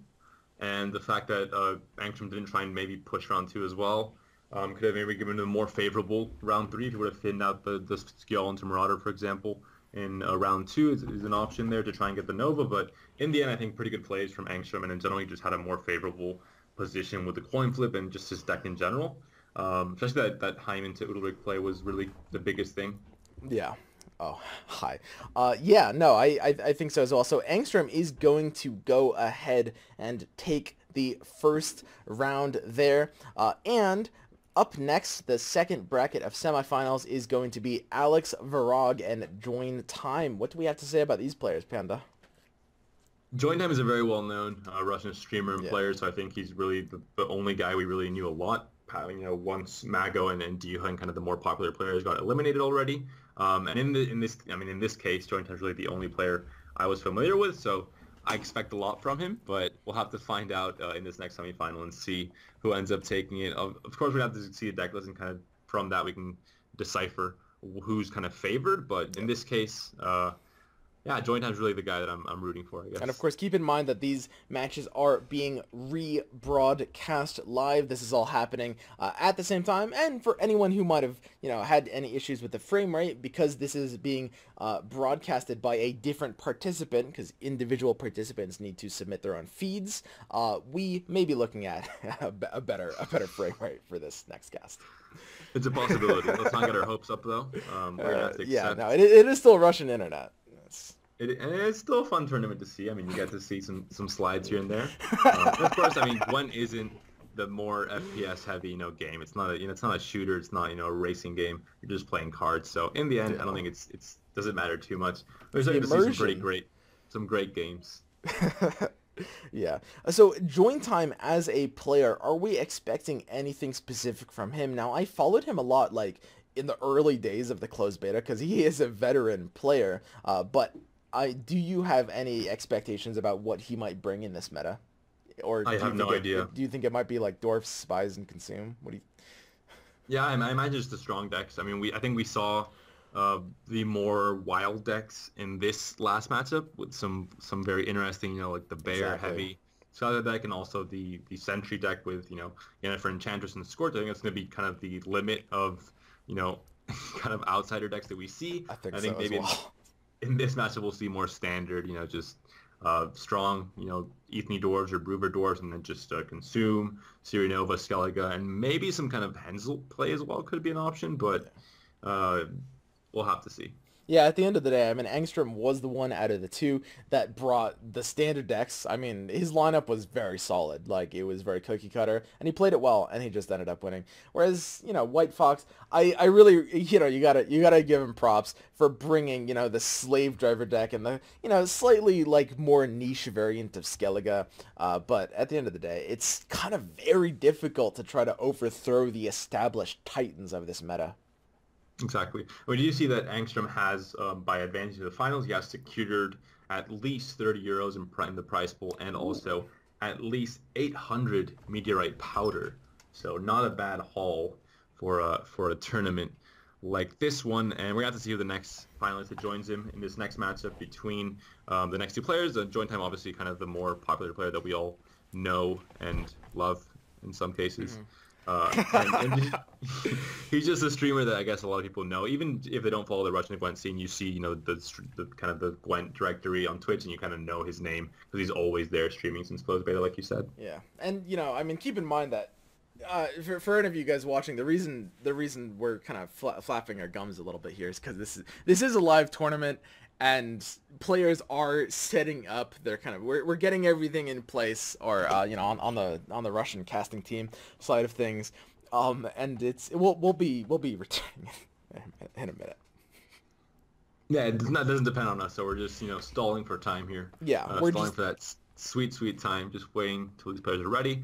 Also, you don't want to rush them; they have to prepare their stuff properly, and get ready to play this very exciting semifinal in this Gwent Open. I'm For Russia. literally, Panda, I gotta tell you, man, I'm on the edge of my seat right now. Yeah, it's going to be an exciting match. I mean, we don't know what they're going to bring. We saw some exciting decks the last matchup, so this one could be even better. Who knows? We might see some meta breaking decks coming Ooh. out.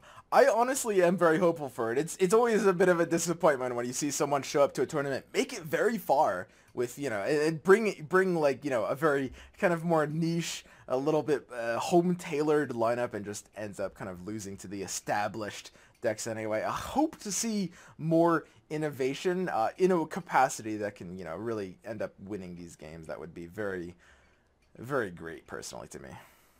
Yeah, we're talking about Joint Time that's kind of the known player, but Alex Voro eliminated Mago to advance to Yes, the semifinals, exactly. so that's And also an important thing to keep in mind because Mago obviously I think he's still number one on Pro Ladder, so he's been grinding quite heavily this season, playing a lot of Gwent, and in this case it didn't really perform for him because he ended up losing out in the quarterfinals of this tournament. yeah, and of course Mago being one of by people like kind of that, follow the community closely, Mago representing, a lot of opinions of one of the best players in the game. He hasn't been to any live tournaments, so if you're not following like the Pro Ladder and the community as closely, you won't have heard of him. But that's simply for no reason. Then he is literally not allowed to attend tournaments because lives in Russia and something about a draft or something. I don't know.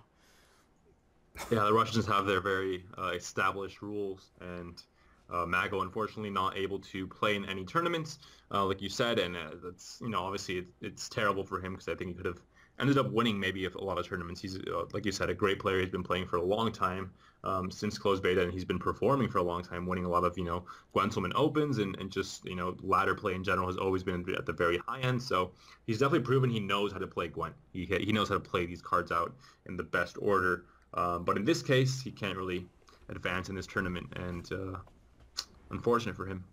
Yeah, exactly. I mean, Mago, he has had one of the best standings in terms of records for these kind of open online tournaments. I personally have faced him in, I think, at least two in like kind of like quarterfinals or higher positions, and both times it's a very intimidating experience. Yeah, it's definitely not the name you want to see pop up when you queue up on Pro Ladder. It's definitely not the ideal matchup that you want to see playing against Mago. But in this case, Mago not in the tournament, couldn't advance, and Alex Voro defeating him says a lot about this player already. I mean, it's like we said, it's intimidating to play Mago, but beating him is a whole other story, and Alex Voro was able to do this and advance to the semifinals of this tournament. I'll just see if he can keep up the performance. Obviously, a lot of pressure on him, maybe, considering the way he advanced to the semifinals, and obviously playing against a very well-known player in join time as well. Yeah. I'm actually much more excited for this bracket of things, Alex Vorog versus Join Time, because of course it is, Join Time, who we're all familiar with, versus the Mago Slayer, Alex Vorog. Can you think of anything else to say to fill this time while we're setting up Panda? Because I'm running out. I'm not gonna lie. I think we're reaching the limit. I think this might be a good time to transition. I heard you've into been the playing a lot of games. Sea of Thieves lately. How's that been, Panda? Sea of Thieves is a great game, Yeah. very fun. Another game that starts with S. Slay the Spire, also very very interesting game. I do recommend it to all our viewers. But we are now playing Gwent, which is not a pirate game. Well, okay. It is a card Well, game. I just I was thinking about coming and playing with you in Merchant sometime. That'd be a good idea. I'd welcome you. My arms very very wide open with a chest of treasure waiting for you.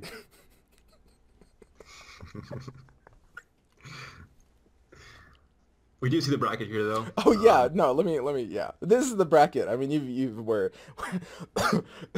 Okay, so here we have the bracket. This is we're about to jump. Just I'm sure it's right around the corner. Jumping into Alex Vrog versus Join Time.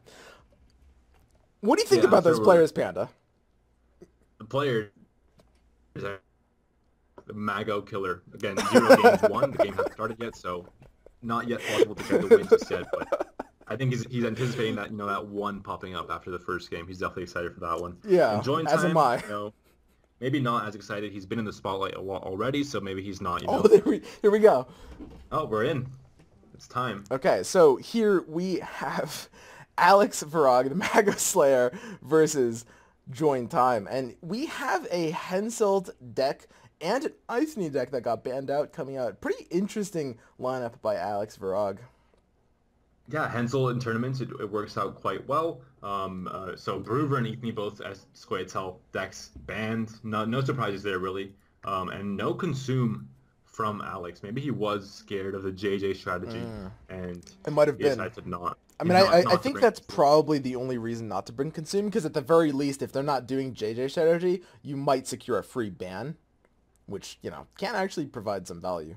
So here's the opener, Cantarella on turn 1 instead of the Dry Pass as per usual. And we're seeing, of course, he's establishing his Consume strategy with Harpies. Now, this is a bit of an interesting Consume deck by Join Time. You have the Kalana Harpies, you have the Arrakis' Behemoths, and you have the Olgierd and Toad, all of which we haven't really seen much of this patch.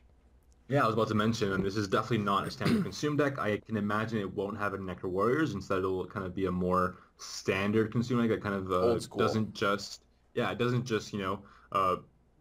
not just supported by Necro Warriors and Necros, but instead it has a bit more options in case there is, a Necro shutdown going on. And then we also see the Phoenix, premium version looking pretty nice. Something straight out of Aragon. That is a nice premium Phoenix. I don't think I've ever seen that premium before.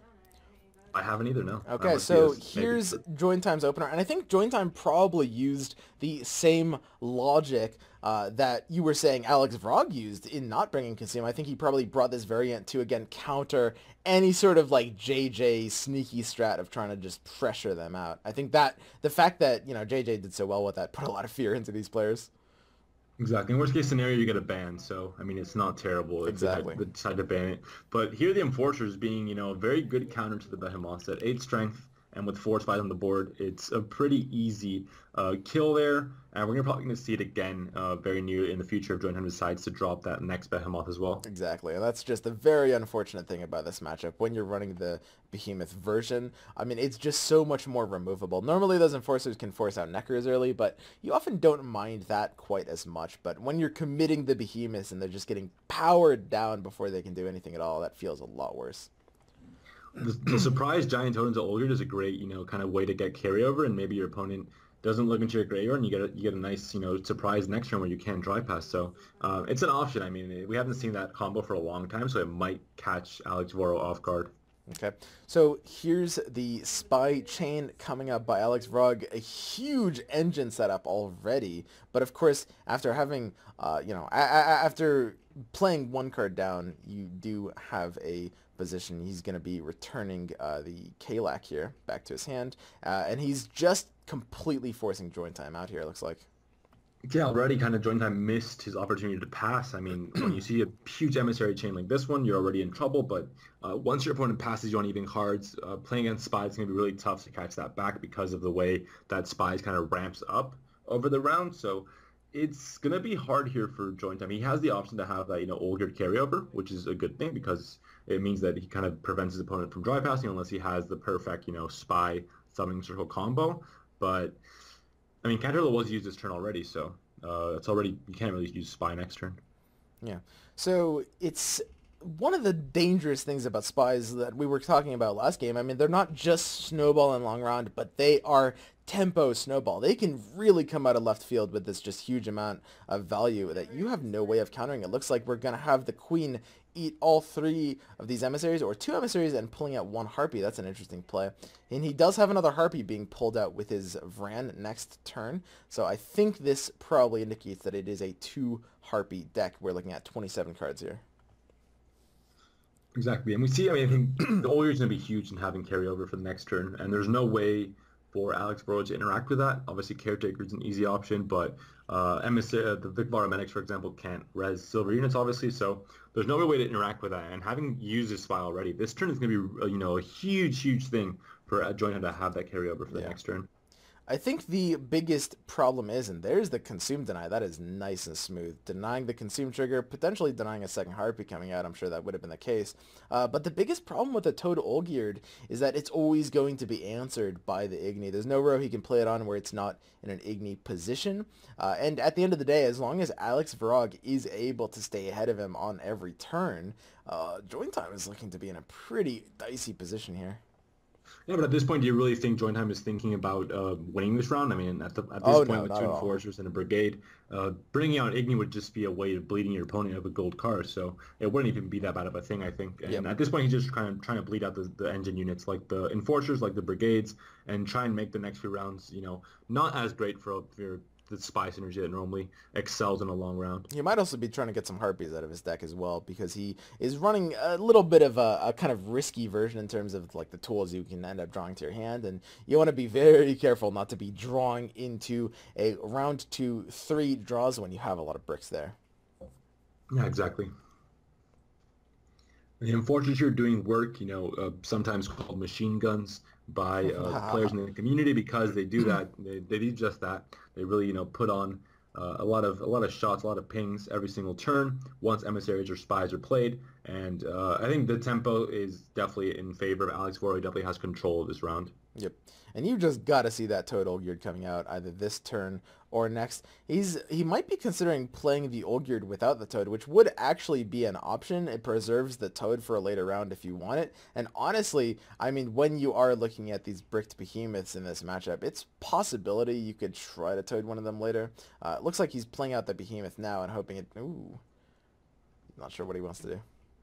He's definitely thinking this one through. I mean, there's a Yeah. lot to think about here. I mean, it's a dicey position. You really have to do something special to get out of this situation. And you can't get out of this round without developing a Toad Olgierd. You lend yourself to a bit of a risk, basically, by not developing the Toad or the Olgierd yet. If you get into a situation where the opponent gets ahead of you by enough points where 15 isn't enough to catch back up, you may be down for the count, because then you have to commit the Toad Olgierd plus an additional card if they were to if they were to pass or just threaten to stay 15 or more ahead of you for the rest of the round. You're kind of screwed at that point. Yeah, it's a greedy play from Join Time. He's getting kind of really trying to, squeeze his opponent out of the better cards and maybe just try and make this round go as long as possible by playing that Behemoth to kind of, invest in a few more turns, not just this one turn that we have left. And we see the Assassin come down immediately. Not a card you tend to see normally in these matchups. Yeah, he sees the 27 card deck.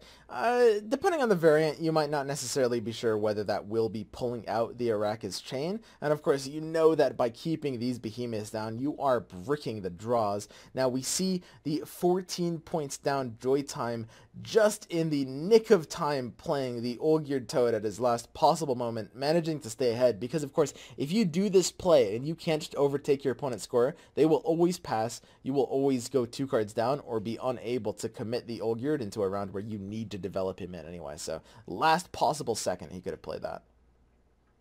Yeah, he took the risk and it paid off. For the most part, he ended up getting one more turn out of Alex, and we was still able to establish the carryover for the next turn. So a big play from Join Time. Still, he is losing on even, so it's not like he's in a great position. He's in a position where he can still kind of crawl out of his grave and try and win this game. Yeah, and it is actually feasible because of the variant that Join Time is running. It is potentially possible that he could try to brick this Igni in Alex Frog's hand.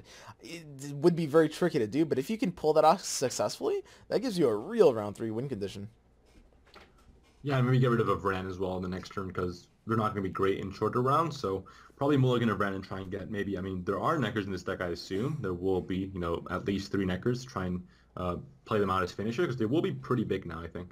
Yeah, and as always, if you're Join Time, I think you just do have to pass right now.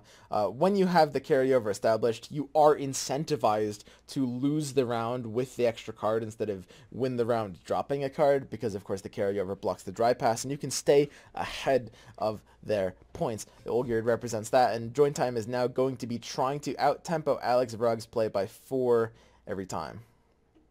Yeah, and Cantarella was used in round 1 as well. So exactly. We know that there is no spy possibility there. There is a spy possibility from Join Time, but even if it's answered with a summoning circle, Join Time has a summoning circle of his own. We see Swears there as well, but still no Neckers drawn from Join Time. Maybe a Bamboozle deck with no Neckers at all, just for the extra Bamboozle effect. And I like that. I kind of like that call of kicking the Frightener. Cantarella is not going to be played, so there's no real risk of kicking it. And of course, you do need to stay ahead on curve this round. He has the Draug revealed as well, which is really interesting. What do you think about that? We haven't seen. Maybe there might be some Storm synergy. Yeah, he has to be running. He has to be running like Trispot or Yuncon or something. Oh, he can only be running one or the other. But when you're running Harpies, Arrakises, and Draug, you have to be running the vanilla Yennefer, I think, in that case, to really capitalize off that swarm. Yeah, that has to be it. And he has Gills to access that last gold, so we'll see it very soon if he needs it for this turn. But potentially, I think he just wants to save that for the next round, maybe, and then maybe that's if his possible, finisher. yeah, of course. Draug into Yenkon or like you said, Trispot. Definitely a bit of a sticky hand for Join Time. He is maybe a little under threat of being 2-rounded even. What is this Phoenix pulling? It doesn't even have a Slizer to grab onto, so it can only res this Vran, which means he's got a 3 Vran Draug summoning circle hand. That is a nightmare unless Gales shows him a shadow to find his Necker. And even if it does that, Swear's going to come down. This is a hard situation to get out of if you're Join Time. Yeah, it's not looking great. Just like we said before, the 2 Vrans is kind of really awkward. Drawing Frightener wasn't necessary in this round, so he couldn't really mulligan a Vran, and now he has, a pretty awkward hand in general. He might just play the Phoenix here to try and get a bit of a tempo gap, but could just play a Vran and just, beat it out by 10 points or by 4 points, but still not ideal. Yeah, there's just not too much to do here. His best hope is Alex Vrog giving him up this round and then join time maybe like drawing a Necker so that he can have two at least, so Sweers can't hit them both. But without the Warriors, you kind of don't end up with enough power either. You need to rely on like a huge burst finisher with the Vanilla Yennefer, which we can assume is being pulled off the Gales, but you just don't really have enough Swarm to get that as well. Yeah, we see we only have Rainfarn as a spy kind of polar card. We see 2 Impaired Brigades and no spies, no emissary chains, nothing to be played from hand. So, and of course Menno as well, waiting for that Infiltrator combo. So it's looking kind of awkward here for Alex Voro as well. He had a lot of gold as well, but he'll have to commit Rainfarn in this round to try and get some spy energy going and maybe some Menno value as well. So it's gonna be awkward. I mean, the question is, what do you play here if you're joint time? I mean, you can't play Drought because that really is your win condition in a round 3 scenario. Do you just keep chaining Vrans? You give up consume triggers because your Vrans are eating your Vrans, but I think you don't have a choice.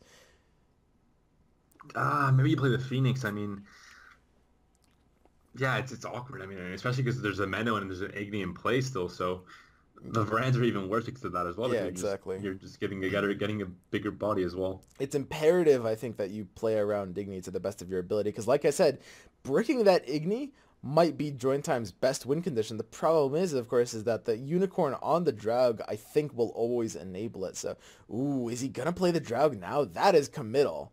I think he has to. I mean, it's really risky otherwise, and he still has the possibility of drawing a pretty big Necker in round 3, so... But this is the chance to say, if you want to try and take this round for me, you're going to have a really hard time. He is, keep in mind, though, that he did effectively probably banish, and he didn't check his graveyard yet, but I think he probably, he did, he might have banished, wait, does that banish bronzes? Could that have banished the Olgierd too? That could So he did banish his own Vran effectively. He's going to have to Vran on Vran action in order to enable his Phoenix even in this round if he does, if he is forced to use it out. This is an interesting game. It's not something you see every day. Wait, the Sweers from Alex Vrog? He's maybe not expecting Neckers. I mean, there's a chance that your opponent just isn't playing Neckers. It's a lot of committal though. I mean, now... I think Necker's a pretty good card. Yeah, this opens up a lot more play from joint time, knowing that Sewer's out. It's not a chance, we can't be teched against. Whoa. I mean, that is very committal. I mean, we're looking for enabling the Igni here. There's the Gales. This is probably pulling Yenkon. If it shows, and there's the Commander Soren. I mean, if he shows like, if he ends up drawing into like something that can chain Neckers out in round 3, he's not looking to be in a bad position. We see the Trisbutt as opposed to, of course, the Yenkon. Or, sorry, not Yenkon. Vanilla Yennefer. Trisbutt, I mean, definitely, it seals the deal in this round. There's no way that Alex is going to be able to catch up or try and go for any kind of 2-0. So, at this point, it's just what cards you want to keep for round 3. Igni might be dead, so he might decide to expend it this turn. If you're expending Sweers, you probably expend Igni too, since Igni can really only find value if you're expecting Neckers. And possibly even Menno. I mean, you have to be careful with I was saying you might just get Hero Pass as well, because Trisba is taking for a ton of points every single turn, so you have to be very careful. I think Igni is the only card you can really use here. I mean, Trisbutt, you might actually get Hero Pass if you play even a single card. Like, is Igni enough? It's actually surprisingly close. I mean, that Trisbutt is nailing 8 points a turn. And now here we see if he can draw the Neckers. There's no way to play. I mean, nothing can... Ooh. He just needs to try to kick that circle, I think, or either that or the Vran. There's a Necker. He's got it. So the Asir can completely deny the Phoenix here, and that's going to be huge. But there's a summoning circle could potentially. That's it. That's it, right? The Asir comes down on the Vran, and that is it. Does he expect a Phoenix in this deck, though? Considering we've been seeing a Swarm, he might just expect the Yennefer. I mean... If he plays Asir, it's over. Do you expect Phoenix in this deck? I personally wouldn't. I mean, it's a weird deck, though. That is true. But at the same time, I mean, do you have anything better to Seer? He's checking the graveyard. He's hovering it now. I think this is going to be it. I mean, when you have a Seer in this kind of hand state, there's not really too much better. It's a one of send back. I think there's only one Vran in the graveyard, right? Because one got banished and one got mulliganed. Only one Vran in the graveyard. You always use one tick of the Seer there. I think you might have needed to develop the Phoenix Vran before the Necker. It's kind of risky to its own thing. For example, Menno Infiltrator, but I mean, that's a dangerous choice either way. And this is here, I think we'll have to send it. There it is. What?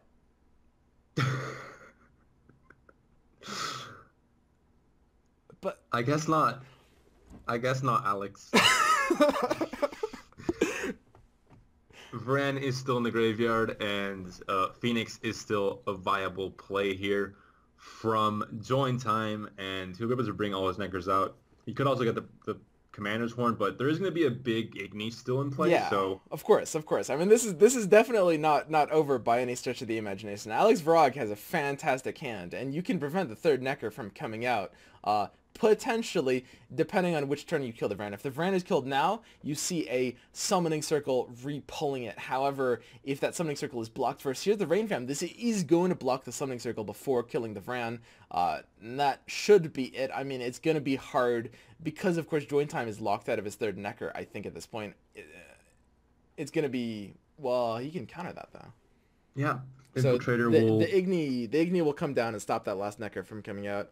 It's going to be pretty close. I think Alex definitely Yeah. takes it, right? 12 plus... Yeah, 17, 17, 34 swing, and then 20 on... Or not even 20, it would be less than 20. Or no, he horns first, so he's still he's gonna get down. the value He's from down it. 2, isn't he?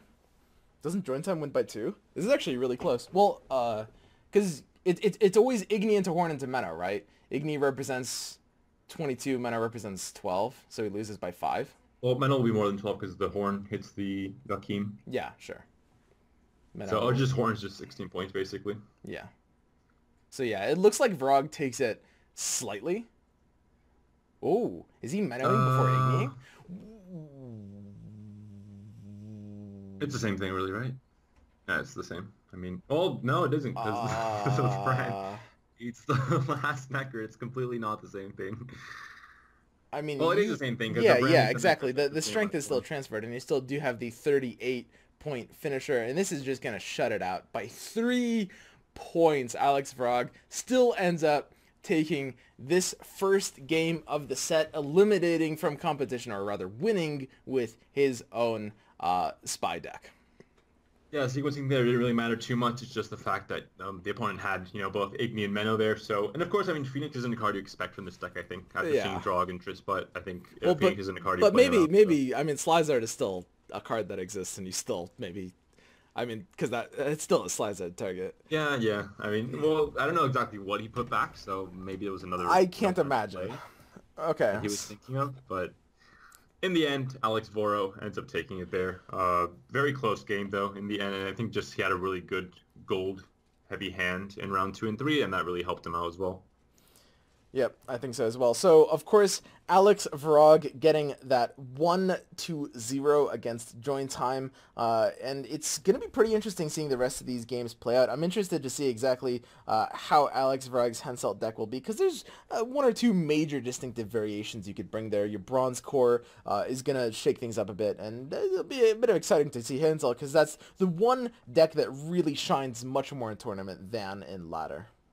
Yeah, exactly. And we're seeing I have to look at the deck list as well and kind of the matchups that are left. But in general, this consume deck, once it kind of, plays out the surprise factor where it's not really a standard consume, it's more of a swarm consume, the opponent has a much better chance of playing around some of the cards like Drog and like Triss. Yep. So here we have the Henselt deck in question.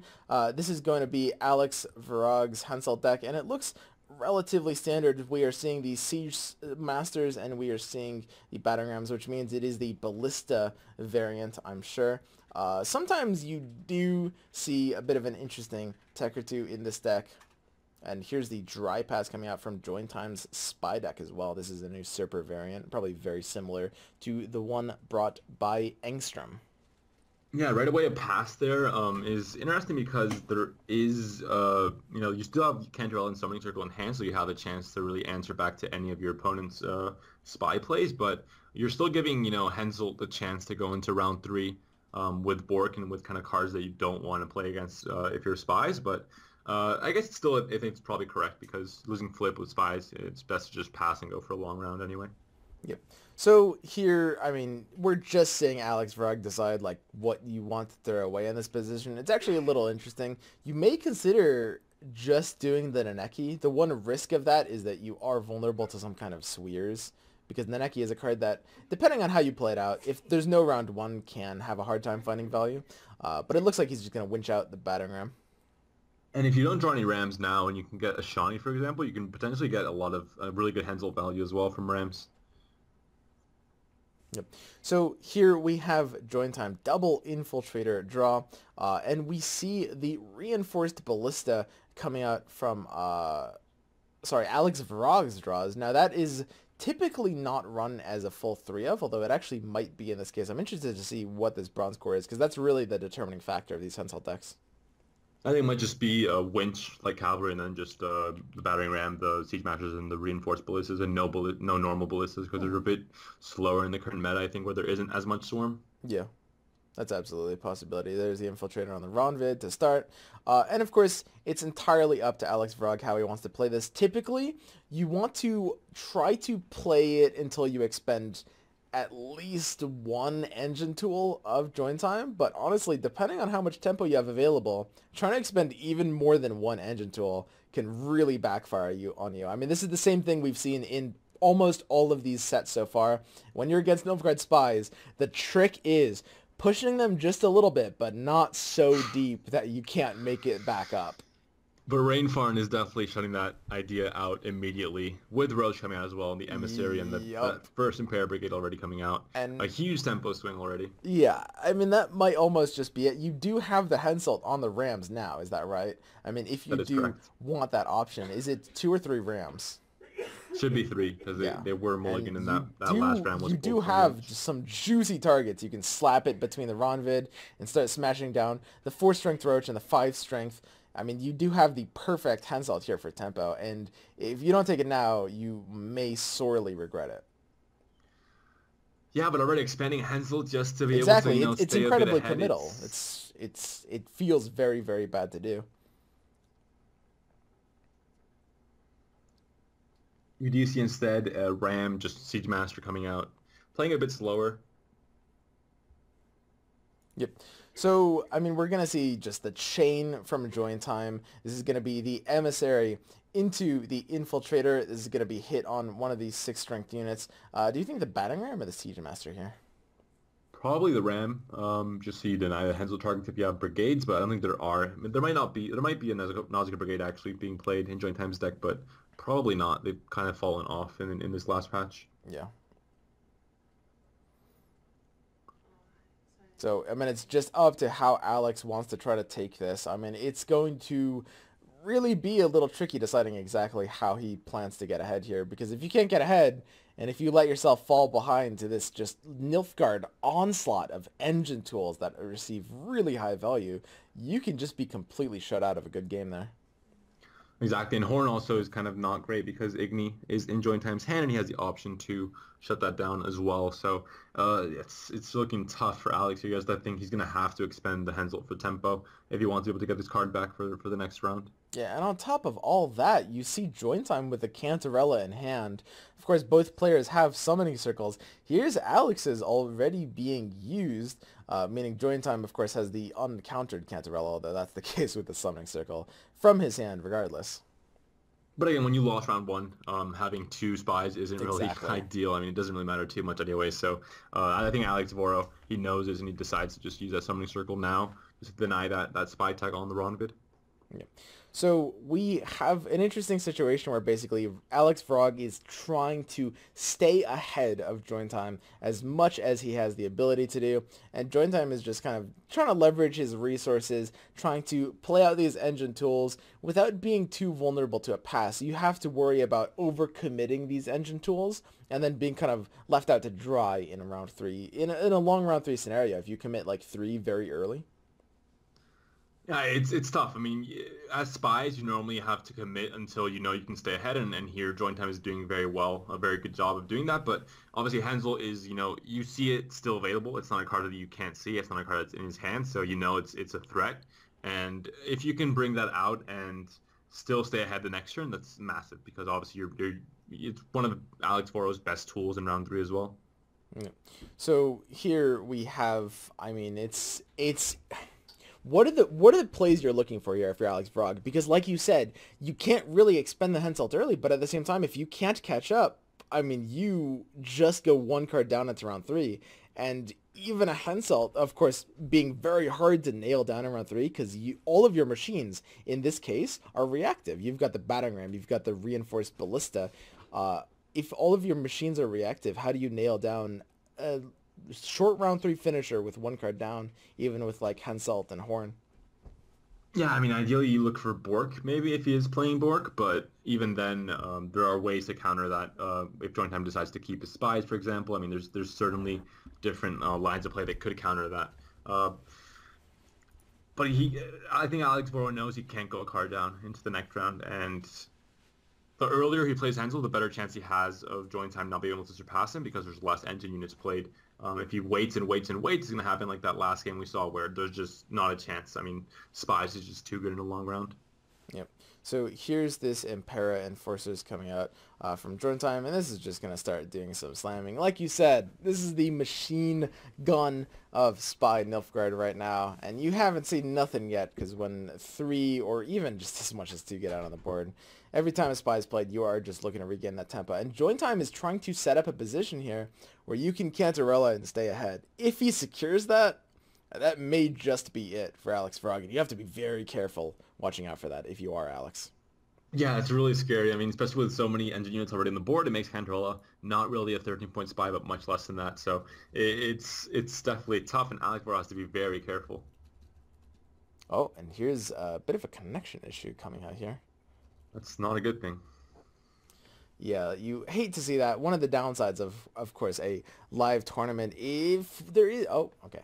We're good. So here's the Henselt coming out now, and here he's just going to slam these batting rams. There's it is between them, killing the Rain Fam, hitting the Enforcer, and here are 2 more. No, that is the 3 more. That is the 4 batting ram Henselt, and that's really the advantage of playing the Winch in the round 1 scenario. Massive value coming out here. Yeah, Naneki was able to shuffle the one that was in the graveyard, and then obviously one more was winched to be the target on the league, so on the board. So in this case, I mean, there's the big swing we were expecting, and even with spies, I mean, when your engine units get killed, then you obviously get a lot less tempo, and this completely turns the game, the other way around. It was definitely in Joint Time's favor, and now it's in Alex's favor a bit. Yeah, I mean, that's obviously going to be a bit hard to recover from. The problem with that situation is Join Time didn't know if he was being pressured that round or not. So like we were saying, he couldn't really afford to commit these engine tools, but without committing them early, he did sacrifice value, and now he finds himself in a situation where he needs all the value he can get, completely contrary from just last turn. I mean, could he pass now? We've seen Joachim come down. There are still, big plays to be made here. We still see Igni that could come down, but there is a big point cap. I mean, 19 points isn't an easy, 19 points is not that easy to do, really. So, yeah, I mean, at this point, if you are Alex, now that you have just vomited out your points like that, you are looking to get out probably early if possible. You're kind of forcing these engine tools, and he will have to play something he doesn't necessarily want to do to make up this 20 points immediately. You could also Horn this turn, but that just plays into Igni a bit more as well as Menno as well. But you could have a hard time finding Horn value next turn, so it's not that bad of an idea, I think. So there's the Siege Master for the Battering Ram. Playing into the round, a little more dangerous. Here's the Usurper. What are we finding? Ooh, Usurper into Emir. But... Emir's always pretty good. Yeah. Is there a target for the Vico medic in the graveyard though? Is the only thing. There should be a lot of emissaries. I think a lot of them were killed early on with the enforcers, so there's definitely a few Taking emissaries left. Ada, fishing for a cursed unit. There's nothing amazing in this situation. He's just gonna pull out his Olgierd. That's gonna give him decent value. A little bit of round 3 carryover. Potentially looking for Iris maybe, but in this case did not find it. Yeah, a little unfortunate for him. If he had the Iris there, he basically would have threatened Vrog with having to pass immediately. Alex may be looking for a horn in the back row where the units aren't as high, and you might just go for, a cheeky little horn there and then a pass right after. He could also horn in the front row and give a 20-point Igni, or a 21-point Igni to join time. There are two options there. Yeah, it's a little unfortunate. I mean, either way, you still take the horn on the front row, because in a bad case scenario, you're still accomplishing the same thing, effectively a 4-unit horn. He goes for a pass instead. I mean, very easy to overcome here for join time, I think. Pretty much. Yeah, this one's going to be a lot easier than last turn, and he does have the Olgierd kind of established as that carryover as well. So I think this pass is like, you're getting a little bit less of an advantage out of this, but it's still looking pretty decent for him. I mean, you are kind of bisecting join time's kind of round strategy here pretty well, and there's just the clean Impair Enforcers just shotgunning everything down. Yeah, I think it was a weird pick on Ada instead of Amir, to be honest. I think so as well. In general, even Irish, which is the kind of the best case scenario, wouldn't have been great because you didn't have any enforcers on board. You had one enforcer on board, or no, that one was just played, so only one enforcer. So you couldn't kill it instantly either. So not the greatest, but there's a pretty good pull for join time, bringing that Menno with the infiltrator in hand already as well. Yep. So here we go into round 3. Join time has the Olgierd at 4. We see the villain Trettenmirth draw, and that's going to be crucial. It is not necessarily going to be answered by an Infiltrator Menno, although of course the Cantarella will dictate that. Yeah, the Cantarella, I mean, I know Joachim either, so you can't guarantee Joachim's going to be, used for sure, because it was already used in round 2, so... That's true. Unless an Impair Brigade is chained out from an emissary, and even then I don't think it'll get enough value. I mean, the villain Trettenmirth will backfire on the Cantarella. It might just, yeah. Potentially even the double Cantarella. I mean, the thing is, when you are join time in this scenario, if you're playing around villain Trettenmirth, you know exactly what turn it gets dropped, right? The third turn to the last, which means if you play Cantarella right before that, you have the guaranteed summoning circle. Although, if anything, that's almost overkill at that point. Well, I mean, if you play Cantarella the turn before, I think maybe Bork won't be played because you get a pretty clear picture. You're gonna get, you're gonna scorch yourself. So, but yeah, it's definitely an interesting thought because it means that you can kind of secure a summoning circle, and then even if Bork doesn't get those Cantarellas, the Igni definitely would, and a double Cantarella Igni is a lot of points as well. Yep. So here's the winch coming out. Of course, it doesn't matter as much what it hits, but here's a little bit of value on battering ram, I suppose. Yeah, some pretty standard plays from Alex. I don't know what is Natalis pulls. I imagine some kind of winch or... I mean, we've seen a lot of winches played already. And we've seen Horn as well. Could it maybe be dead? It's possible. I mean, there's the reinforcement as well. We've seen 3 winches, Horn, and reinforcement in hand, unless he has marching orders. And marching orders is hard to fit into a Hensel list. I mean, you don't have Reaver Scouts to pull out. I think that is actually more than likely a Brick Natalis. Man. That's that is a hard thing to come back from, unfortunately. And of course, like you said, the villain Trettenmirth may end up being bricked as well. Looks like a very, very awkward situation for Alex Vrog.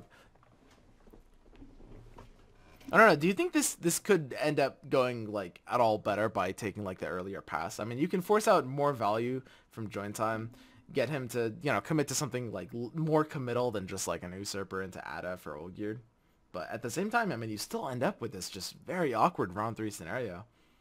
Okay, with the pass in round 2 was Horn. Horn wasn't actually used at the end of round 2 because he passed early on and gave that really easy pass to join time, or really easy catch up to join time. So Horn actually wasn't used in round 2 if I remember correctly. So he does still have the Horn, but in the end that won't help either because he's just giving his Bork targets to Scorch or Igni targets as well. So even with a Horn, I mean, it's a lot of value, but still not ideal. Well, you can always Horn the Infiltrator so that your Cantarella doesn't go.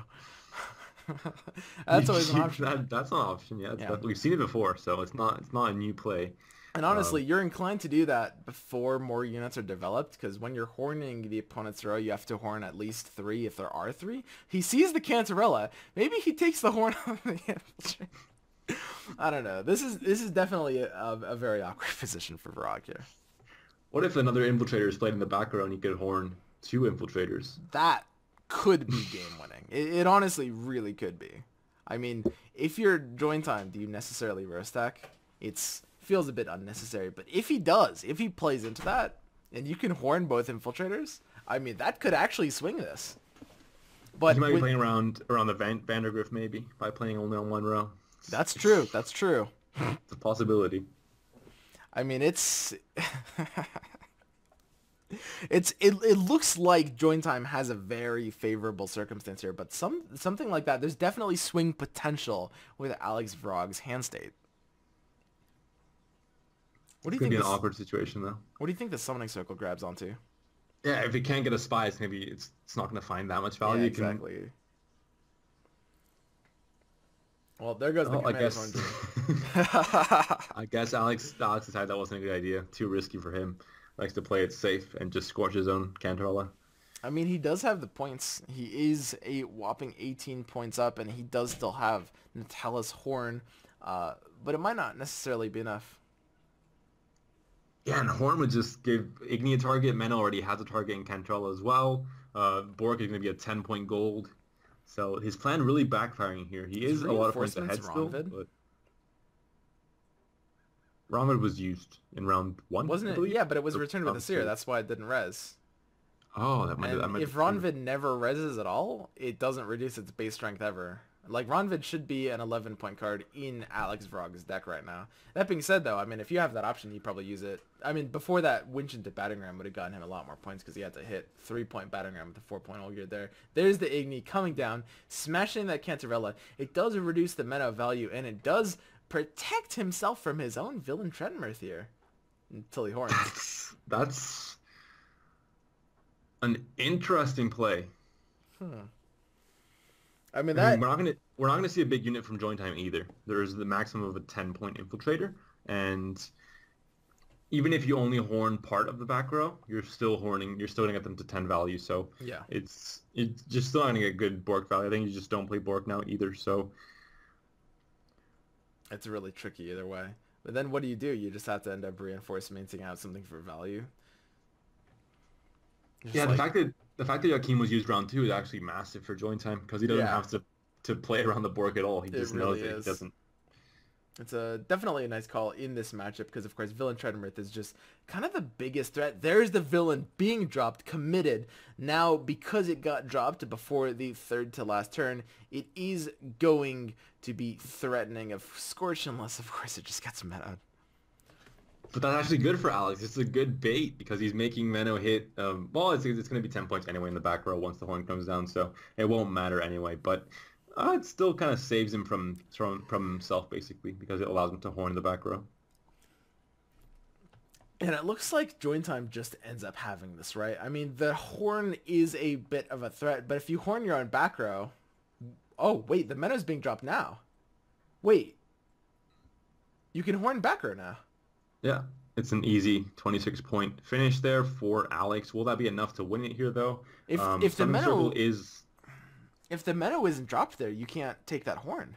Yeah, you definitely can't. Wow. You just don't decide not to Menno the Bork. Yeah, that early Menno might have just lost him the game, right? I mean, that's it by itself. Yeah, Alex Varag ends up taking it again, 2-0. Alex Varag showing a pretty weak position in both round threes, but taking it nonetheless. Yeah, join him a bit too impetuous, not enough patience there from him. Impetuous. And both with Igni and Menno playing them maybe a bit too quickly, not thinking about the possibility of a horn option or maybe a John and Talus option in this. I mean, it's not a common thing in Hensel either because it's kind of, counterintuitive with the Bork, for example. But yeah, that's really going to punish him. I mean, pretty big misplays in that last round 3.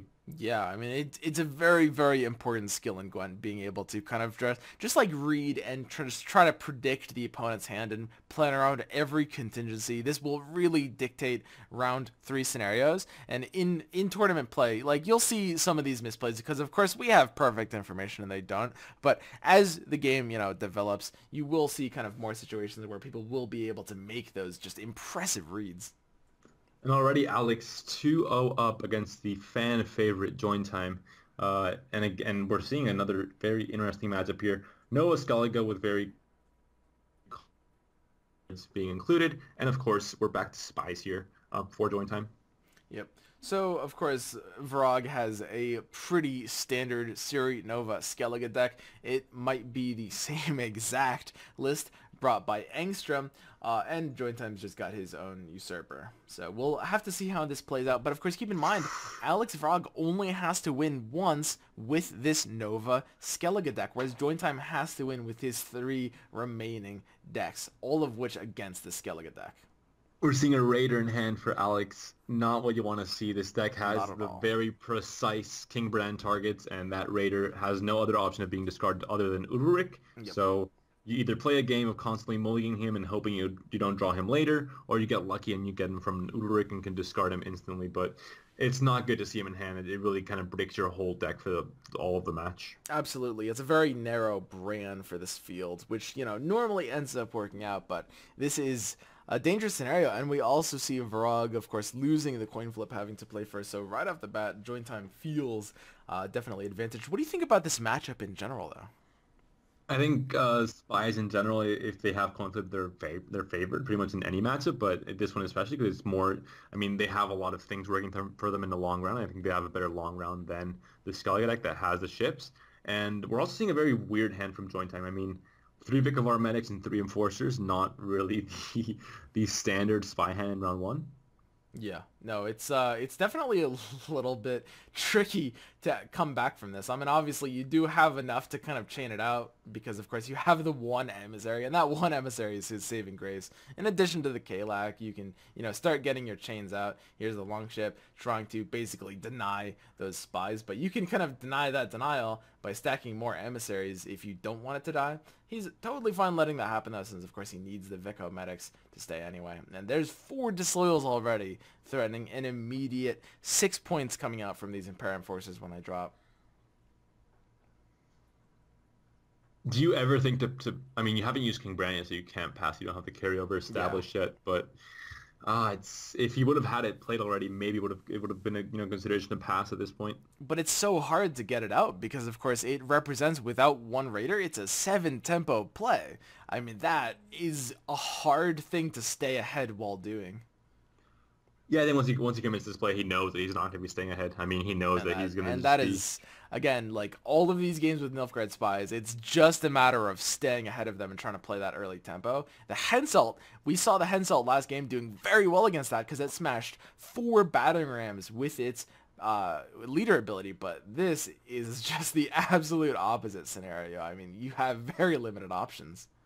Yeah, he's hanging on to the fact that he has the carryover. That's really his saving grace in this matchup at this point because he will be losing this round even most likely. I mean, there's really no way to play around that, especially not if we see, so many emissaries already on the board and an 18-point Imperial Brigade. Yeah. So, I mean, it's just up to Alex here, whatever he wants to do with this. Of course, he has just, like, the full control over this situation. He needs to get ahead, though. I mean, that's going to be the most important thing. And you can't play something like Nova early, of course. That's it never ends up working out. Yeah, now he's holding on to that carryover and just bleeding out his opponent instead of his opponent bleeding out him because now he's lost control of this round 1, basically. So he's just going to bleed out some engine units. And for the next round, he has both Summoning Circle and the Heim into the Ulrich or the Skjall into Ulrich right now. But I guess not. It's a Berserker instead. Yep. And at this point, like you said, the longer Alex Vrog plays is the better. Once you're committed to the bleed, you do typically want to go in a little deeper for it because you do get value forcing out these engine tools. When you have an extremely respectable, if anything, threatening short round win condition, those being, of course, Siri Nova, Olaf, and whatever else, Rez is on a restored Beastmaster. Exactly, you have a lot better finisher because I mean, Spies generally only has Joachim unless they have like a very good Menno Infiltrator synergy as well. But in general, or Vilgefortz could also be pretty good value. But your guaranteed finisher is always going to be Joachim, and Skellige has many of those. It has, you can do Sigdrifa Skjall into a Marauder, for example. You can do, like you said, Freya into a Restored Beastmaster, and of course Nova as well. Yeah.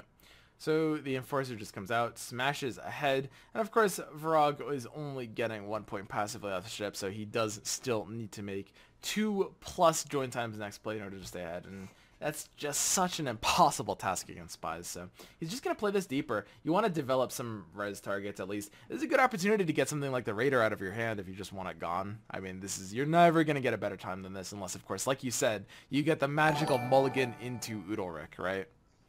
But of course, I mean, Alex hasn't seen Join Time's hand. He doesn't know that there's a possibility of a Rainfarn Cantarella coming out, so to really punish him. So he has to make sure he maintains some kind of a point gap here so that Join Time can't pull off that play, for example, if he had it. Yep. So there is that Udalryk coming out already. And Summoning Circle. Yep, there it is. So now that is already... Is Join Time ahead now? Because that is 2 points off the Udalryk, but the ship is ticking once as well. And this does represent another cursed target for Alex Varag as well. So it looks like Alex, it's going to be a tie, is that right? There's one Forcer tick here. And then the longboat passively... Well, no. The longboat passively grows by 2 because it got enabled by Heim as well. So Alex Varag is in his passing scenario. If he takes this pass, it does force the 1 card out of Join Time. Although, of course, you can also take the Summoning Circle as well. Yeah, but Summoning Circle commits you to, again, it's the same position as at the start of the round. You have a point lead, but you might get overpassed, and if you do get overpassed, you're going to be losing on even. And your opponent will still have Cantarella. Well, you won't have any kind of spy to answer back. So yep, I think so as well. I mean, in a 7 spy board, you do just have to take this pass. Yeah, this is the safest option for sure. Yep. And there's the Enforcer just coming down, hammering a little bit of value, which of course is... oh my god. Well, I don't know about a little bit. I think it's a bit more than a little bit. So we take it to round 2. Varag has the Olgierd developed, and he is 1 card up on Join Time. 4-point carryover. I'm sorry, that would be 5-point carryover because it got buffed by 1. And here is Join Time's round 2 scenario. He needs to be able to surpass that before taking it to round 3. The mulligan on the Raider, although of course he never will see value with it. At least it's out of his hand. And there's a Cantarella. That's really the only thing that Join Time needed to find for this match. But of course, Alex has a Summoning Circle, so he has a way to answer back. That's the beautiful thing about the preservation of the Summoning Circle. With the pass last turn, the answer to the Cantarella, of course, you still lose out on value because the Disloyal tag is very asymmetrical here. But you are at least trying to maintain your position ahead of him. Now, if Join Time wants to go for the Bamboozle, he can play the Cantarella later on and maybe bait out the Summoning Circle earlier. But this commits him to a long round 2, and it commits him to a short round 3, where Skellige is going to have, it's going to be very favored, even if, because they're going to be even cards, basically. So it's a tough choice here for Join Time. Yeah, this looks pretty Alex Varag favorite all of a sudden, I would say. I mean, Alex Varag it looks like the better long round tools, and if anything, maybe the better short round tools as well. And that's really what you have to consider. I mean, by giving up the 1 card to win round 1, you get to decide whether it's long or short in terms of a round 3, and that allows you to try to pick the option that's best for you, but neither are best for him in this case. So committing to win that round 1 might not have been worth it. Yeah, I think it was definitely the correct option to give it up and just put yourself in a much better situation if you have the Summoning Circle saved and your opponent doesn't. Because the carryover is just absolutely massive in this matchup. Yeah. So we see here just the Clan Corsair that's going to come out and res out the longships. You know this game. Basically just setting up for a potentially long round when you are in a position where you can't decide how long this round is. You see the Impera Brigade, you have to speculate he's kind of setting up for the longer round, and you have to kind of start committing your long round resources just in case. Yeah, exactly. This is a safe play to make. When you can't, you have no way to decide how long a round's going to go for. You have to play early on, commit maybe a little bit less burst tempo, but more, value over time tempo, just to make sure that if there is the chance that your opponent goes for a long round, you have, the optimal plays made early on. So you see the emissary chain coming out from join time. Nothing particularly special. We will be seeing the Impera Brigade. This is just going to kind of match his score. And of course this longboat is killing this 1-strength emissary. And that is very nice. Whenever you're playing something like longbows or consume, just the ability to occasionally just like plink off these emissaries and just passively prevent them from, you know, snowballing any further is great. You are taking away points from the Marauders as well, though, so not as impactful maybe because it is already damaged. And there aren't that many engine units left for join time anyway, so it's still going to be a good trade for Alex to decide to kill that. Well, maybe not if he also loses the value of damaging another unit that he can play this turn. I think it'd be about even, so maybe not as impactful as other matchups, but it's definitely correct in Consume and many other matchups to try and get rid of those spy tags early on where you take away a lot of value from the engine units. Yeah, that's true as well. So here's the Restore. That's going to be very powerful, bringing back the Beastmaster, giving him a great Freya condition for round 3. If you're join time, how do you win this? I mean, Usurper has massive swing potential, but it's actually a very hard field to compete in. Here's the Cantarella going to be met with the Summoning Circle, but the Igni in the hand, oh, and he finds and it. The Longboat aligns with the Cantarella, and Alex can't block it because he has to circle the Cantarella. If only Impera Brigades were 5-point units. This Igni is going to be massive. A lot of patience there from join time. He only had 4 cards left, so he had a very high chance of finding that Igni anyway. But yeah, it's definitely going to really, really help him out in making sure he can catch back up here. Yeah, so there's the Summoning Circle, of course, coming out. And this is going to be disgusting. The Longboat, procs, on the bear, 13's a lion. The Igni, if he wants to, threatens massive swing. Of course, Alex drew his own, but it's not going to hit the same amount of value. Are you declining this? I mean,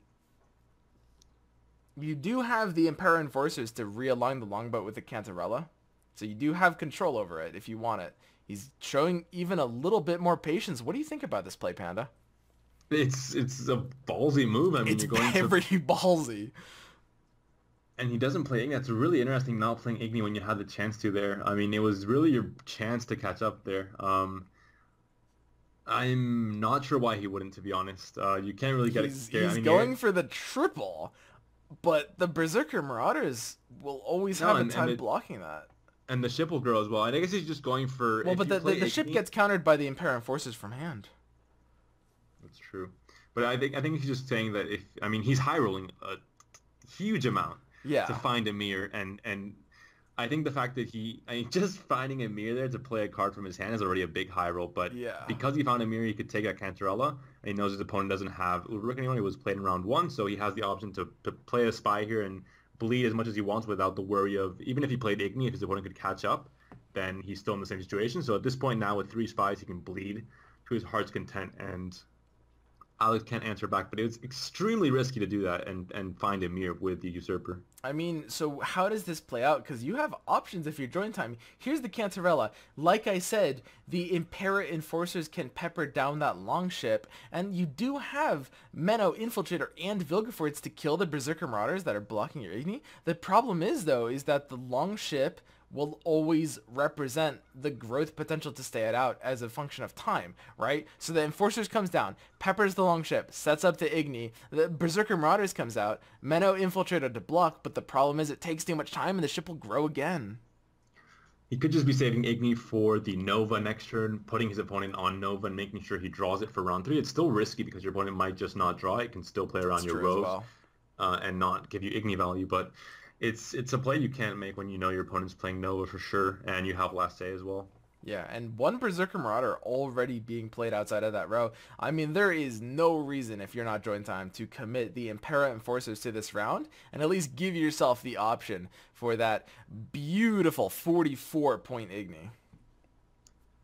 But at that point, with Alex having Igni of his own, I think he'd still be able to catch up for the most part, so... It's still decent because you're going to be able to maybe even get Nova out of his hand in this round, potentially if you bleed all the way, but yeah, it's still tricky. If the Nova gets forced out, I mean, you end up in a good position. That being said, like you said, Join Time knows that he has the last play. If you are playing around the Serie Nova, which is a dangerous game sometimes, but if you're playing around the Serie Nova, which is, you know, still relatively safe, and he's going for the 2 turns from now, he peppers down the Longship 1 turn extra. That's interesting. I mean, he's really committing to this one. Well, like you said, I mean, he doesn't necessarily have to do it, but there's no reason to not give yourself the option. But already committing to 2 turns is huge, because there's so many ways your opponent can potentially disrupt this. I mean, these kind of plays that you set up over multiple turns are very risky, because your opponent can always interact with the plays and kind of mess them up. So exactly. Even going for the 1 turn is risky, but going for the 2 turn setup. And there we see the 40-point score difference. The 2 Cantarellas, the Longship that's 1 turn away from this Igni. If he doesn't want the option, although, like you said, it's not necessarily worth taking. If you're predicting the Serie Nova in hand, which is a safe prediction, it's still a little dangerous, because if they don't have it, then you're committing a 5-point gold to round 3, and you will lose that even if they don't have Nova. But most of the time, they will have it. And it's going to be up to Join Time. He is in complete control of the situation. It depends exactly what he wants to do here. He has last save for next round. They're on even cards. He has a great hand looking at it right now. If Igni can find value in round 3. Vilgefortz, you have Menno and the Infiltrator combo. You have Joachim and Rainfarm still in your deck to, you know, possibly top deck them in round 3. So it could be a pass here. Yeah, I mean, it's starting to look like it. If you're playing around the Nova, you do end up taking the pass here. And there's just no reason to force out your own combo pieces. I mean, your cards are just inherently very valuable. And now we see both players trying to play around Ignis. Both players have the Igni in hand, and I think, well, obviously, Alex with Nova can't do anything about it if Join Time waits till the very end, whereas Join Time might be able to still play around Igni and not, you know, give his opponent value in that way. Yeah, exactly. I mean, this Igni in Alex Vrog's hand is just not happening, right? Like, look at this. That is never going to land here, unless, of course, the Vilgefortz were to pull out the... Vilgefortz could have pulled Joachim. Yeah, exactly. Into a unit, and then it would probably most always find value, basically. Yeah, and if he uses Kalak for Emissary first, there's a good chance of that happening. The question is whether Join Time wants it to happen or not, because Igni is very stable in this Skellige deck, so you often end up in a situation where, you know, I mean, you might be scared enough of it to either choose something different from Kalak or use Vilgefortz before you thin with Kalak. With 3 cards left, I believe Rainfarm and Joachim are still left in the deck. So if he pulls a bronze with the Emissary, with the Kalak, then there is no bronze to pull from... Oh, yeah, yeah. No, but there's no bronze to pull from the Joachim, so he can't do that either. I believe Rainfarm hasn't been played yet. I might be wrong, but I'm pretty sure it's still in the deck, and that would mean that it's, you know, really awkward to play that Kalak for an Emissary. You have to basically just play it for a... Ambassador. Yep. There's the Roach coming out, so that's already the target. I mean, if there's Rainfam and Joachim in deck, it already is a bricked situation. Yeah, Igni, if Alex can't find value from his Igni, he's definitely lost this match. And it forced him to play his Serie Nova earlier as well to try and find value from it. And there's simply no value from this Igni. I mean, the Joachim will never pull anything out at big strength. The Rainfam, of course, is going to always be a 0-point play. But if he doesn't align for this Igni, and there's no reason he has to, then he is just looking at the opponent Igni being 25 points less than his own. If you commit Serie Nova here, I think your opponent knows you have Igni, or else you wouldn't play it first. Exactly, but it wouldn't end up making a difference anyway. Here's the Igni, making the score 39-41. Join Time will be taking this game 3. Alex Vrog making the smart choice to not show the Igni, although of course it's, I mean, like you said, it's pretty much telegraphed anyway. And just shutting himself out. So Alex Vrog is going to go 2-1 against Join Time going into game 4 of their set here. And again, Vrog still has that one Skellige deck. He needs to win with that deck once. Join Time now has 1 win. Join Time needs to win both of his games against that deck. Yeah, and I think Join Time was quite lucky to find Emir from his Usurper and able to pull Cantrella back into his deck and then play it again to guarantee card advantage and, or equal out card advantage anyway for round 3. But yeah, those are things that happen with Usurper. So I think Join Time quite happy with that round 2 pull. Yep. So we should be getting into game 3 in just a moment here. Which 2 decks does Join Time have left? Join Time has the Consume deck he played at the very start. Yes, the Consume deck. He has that left, and which is a deck that's going to lose out on a lot of surprise value now. And then it's his own Skellige deck as well. Oh, exactly. Here it is. So here's the Skellige Brand Mirror Herald immediately, and Burna Brand making a show in Join Time's hand. What do you think about those cards in this deck? It's an interesting deck. It's not, the standard King Brand deck. Maybe it's, like you said, more of a cursed all-in deck, and with cards that just get value in a meta like right now that doesn't really have too many weather clears. I think Burna might be a decent choice, especially if you don't expect her. Yeah. It is still looking like a Nova variant, though. We'll have to see when we can see the card counts. Yeah, we do still see Pirate Captains, Marauders, kind of the standard Nova setup. Oh, there we go. Okay, so the brand coming out from Join Time, this is going to be discarding Morkvarg and Olgierd and Wolfsbane. I think that is the very high commitment silver and gold brand, and you're getting a ton of value out of that. Frees up your bronze slots for the Raiders, countered by the Longboat development from Alex Varag. I think it's always correct to play I guess with Wolfsbane it might be different because you do want to get that off as early as possible to kind of put pressure on the round 1 start. But generally you want to play the Longboat or the Longship before the so it can start generating passive value. Yep, that's exactly right. I mean, if Alex Varag plays slowly, because Join Time did have the first play and because Join Time did commit the Wolfsbane, if Alex Varag plays too slowly, he might find himself vulnerable to a pass. We'll have to see how that works out. I mean, at this point, both players already have the Longships commit, and yeah, the Wolfsbane is tough to beat in a round 1. It's just a lot of free tempo basically from the King Brand. A lot better than just Raiders, for example. But you are, sacrificing a gold slot to be able to make that play happen. So there is, some committal there. Yep.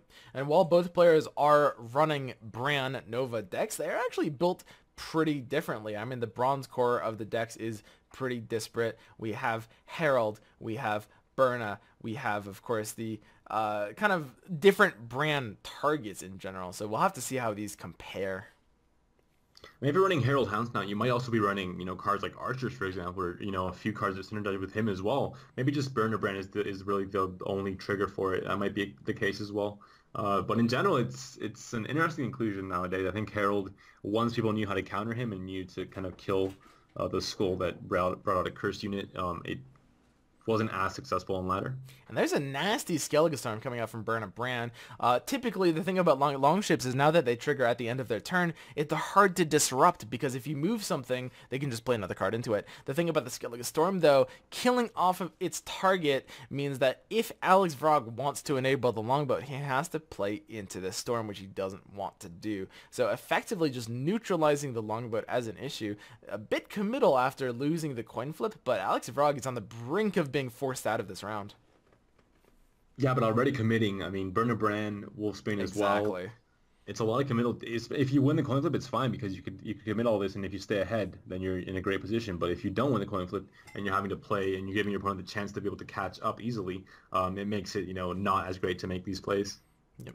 So here's the Beastmaster, of course, just allowing Freyas if you do want to use them early. You wish you had Restore, but it's okay not having it. And Varag is basically just not necessary. It completely comes down to Alex Varag here. It's all going to be on how deep he wants to push this. Of course, he's finding himself 24 points to make this, 25 off of the Longboat dying. He's threatening the 12. Could be looking at a pass decently soon from Join Time. Yeah, I mean, we don't see... Skellige Storm is only going to get value this turn. There's no Harpooners that we see right now, so there's a chance that there is no way to manipulate these rows to get more value from Skellige Storm. So at this point, I mean, Alex can play till he wants to. I mean, there's no real it's not like Spies where your opponent can play Cantrell or anything weird like that. Just points basically, and there isn't that big of a gap where he has to think about passing right now. Yeah, we'll have to see how this plays out, just because, of course, I mean, you do have the 13-point lead, because Join Time's boat is going to go off one more time than Alex Vrog's boat. So right now, Alex Vrog needs to be able to get that 13 points. Join Time making the call that he thinks 13 is just a little bit too low of a number, but very soon we might be at a point. I mean, Join Time is playing very aggressively here. He's trying to force out Alex Vrog, and with only one Berserker Marauder in hand, even though you do have the Skell and the Heim, without committing big resources like that, you might just have to bow out of this round. And Herald Hound's now coming down pretty early. It's not a lot of tempo in terms of points, but it says, either play around this or I'm going to get a big point swing in the next turn possibly. So it puts a bit more pressure on Alex as well. Because he's Skell coming down, could be risky though if he draws Udalric where he doesn't want to. So and you could also coral the skull as well, I guess, if you wanted to.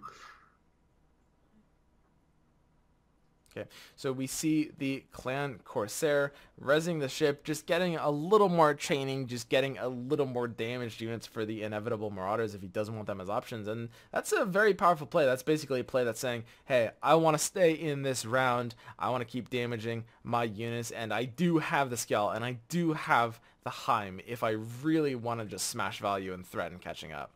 I mean, Alex looks like he's ready to stay in this round if he does want to.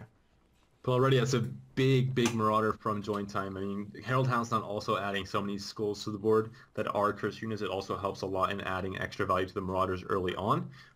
So I think Houndstone is actually a pretty good choice for this kind of deck. It definitely synergizes very well with the Marauders. Yeah, and I mean, if you're Alex, you do have to be very cautious of Igni as well.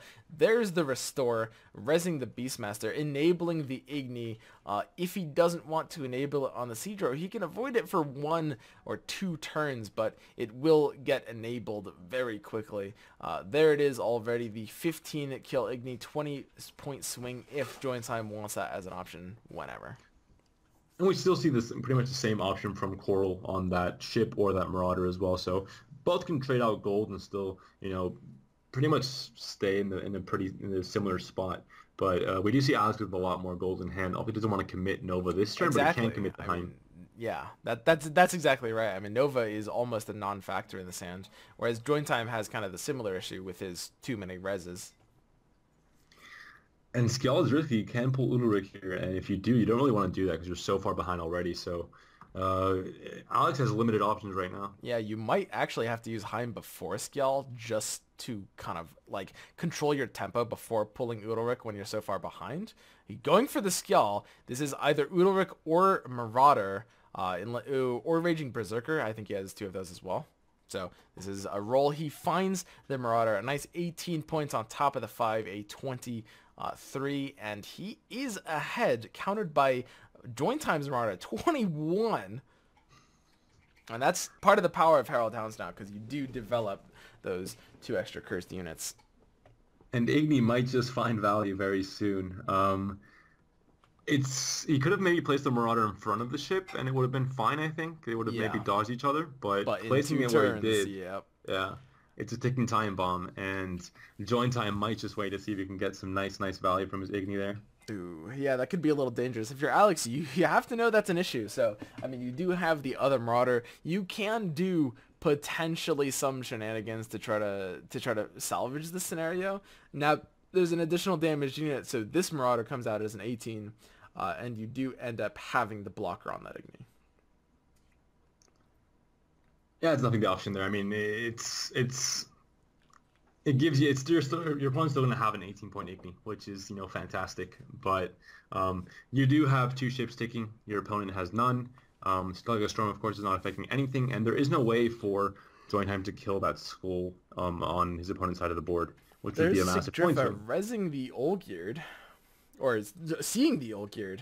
It looked like he was targeting it there, but it looks like he just played the Sigdriva out from hand. That has to have been a mistake. I think he thought he could res Olgierd with it.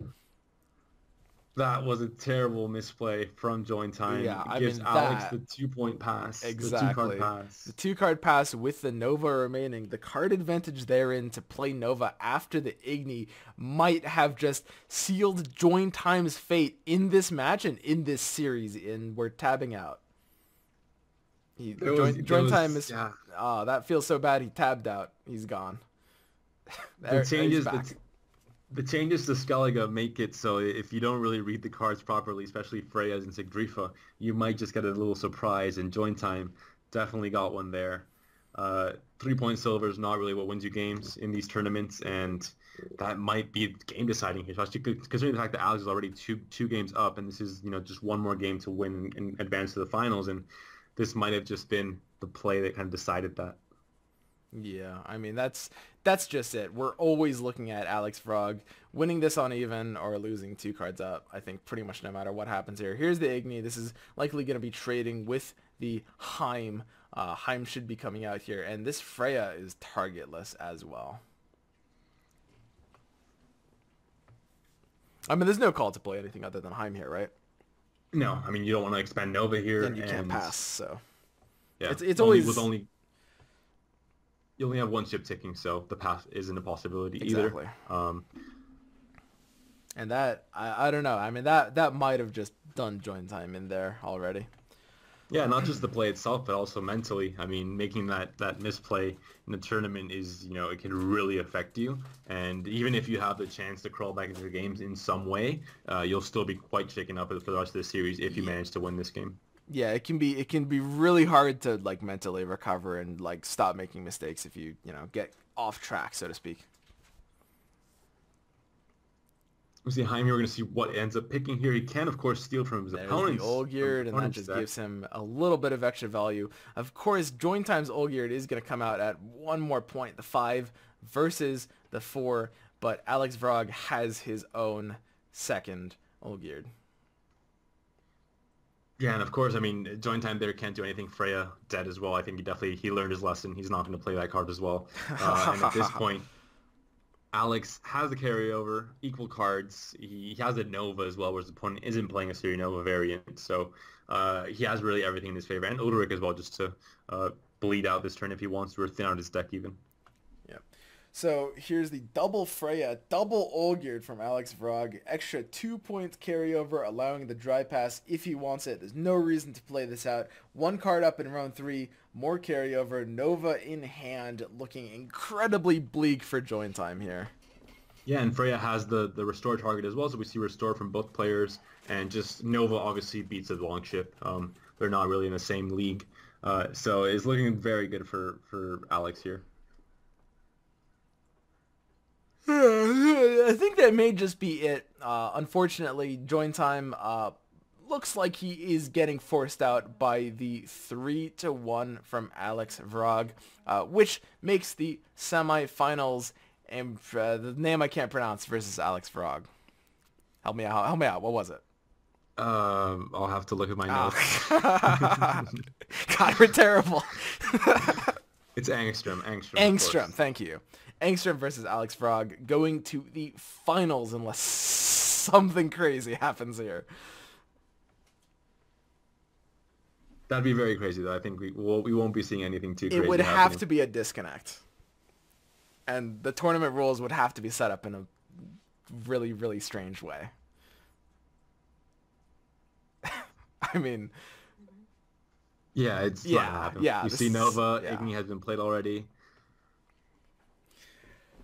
Restore is great and a Marauder is great, but there's just, I mean, is there a way to pop that Berserker on Alex's side? There isn't, I believe. There isn't any way to res a ship with Freya's. But at the same time, I mean, the value from Siri Nova and the extra card and the higher points of carryover just ends up smashing this out entirely. I mean, it might eventually be somewhat close. Could be within 20 points. The restore on the captain for the Corsair is definitely neat. This, of course, pulls a ship as well, but... I mean, you're just fighting such an uphill battle.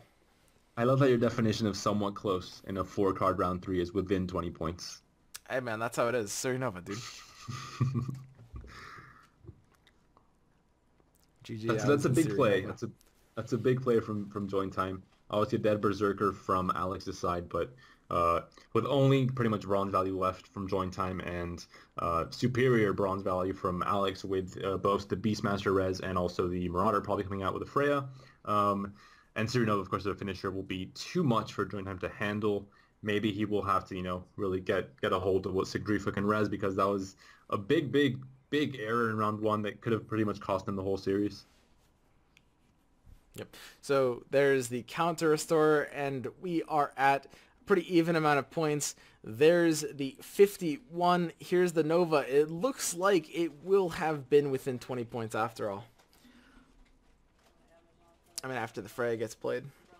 And there it definitely is, Vrog taking it in a 3-1. Both Engstrom and Vrog taking 3-1 on their opponents. And next, they will face off in the grand finals of the Russian Gwent Open, competing for the grand prize pool of... How much are they competing for, Panda? Winner gets 50 euros and 1,400 meteorite powder. And second place will be getting 30 euros and 800 meteorite powder. How much is that in dollars? I don't know. I am not a bank. I don't know how much a euro is. Euro is a decent amount of money. €1. Oh, okay. Well, there we have it. Now, I believe the finals will be taking. Sorry. Now, the finals are probably are they next? Is there a break? They're next. I don't know if there's a break. There might be a short break. We'll have to kind of check in before we commit to anything. But of course, we have Angstrom versus on the tip of my tongue. Thank you, Alex Vrog, the Mago Slayer. that is his nickname.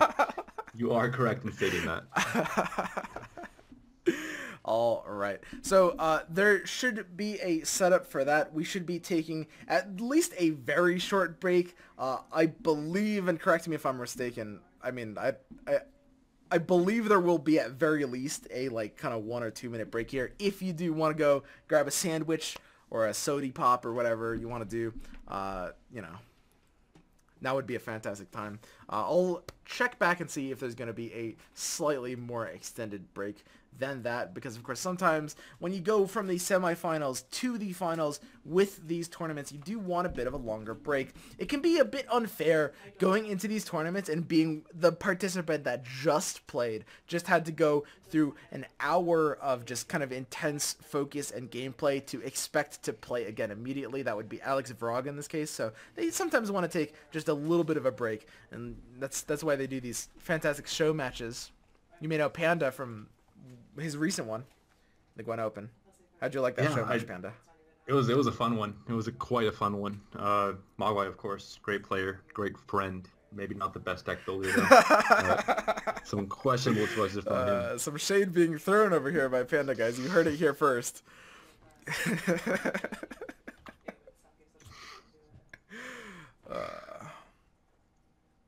Yeah.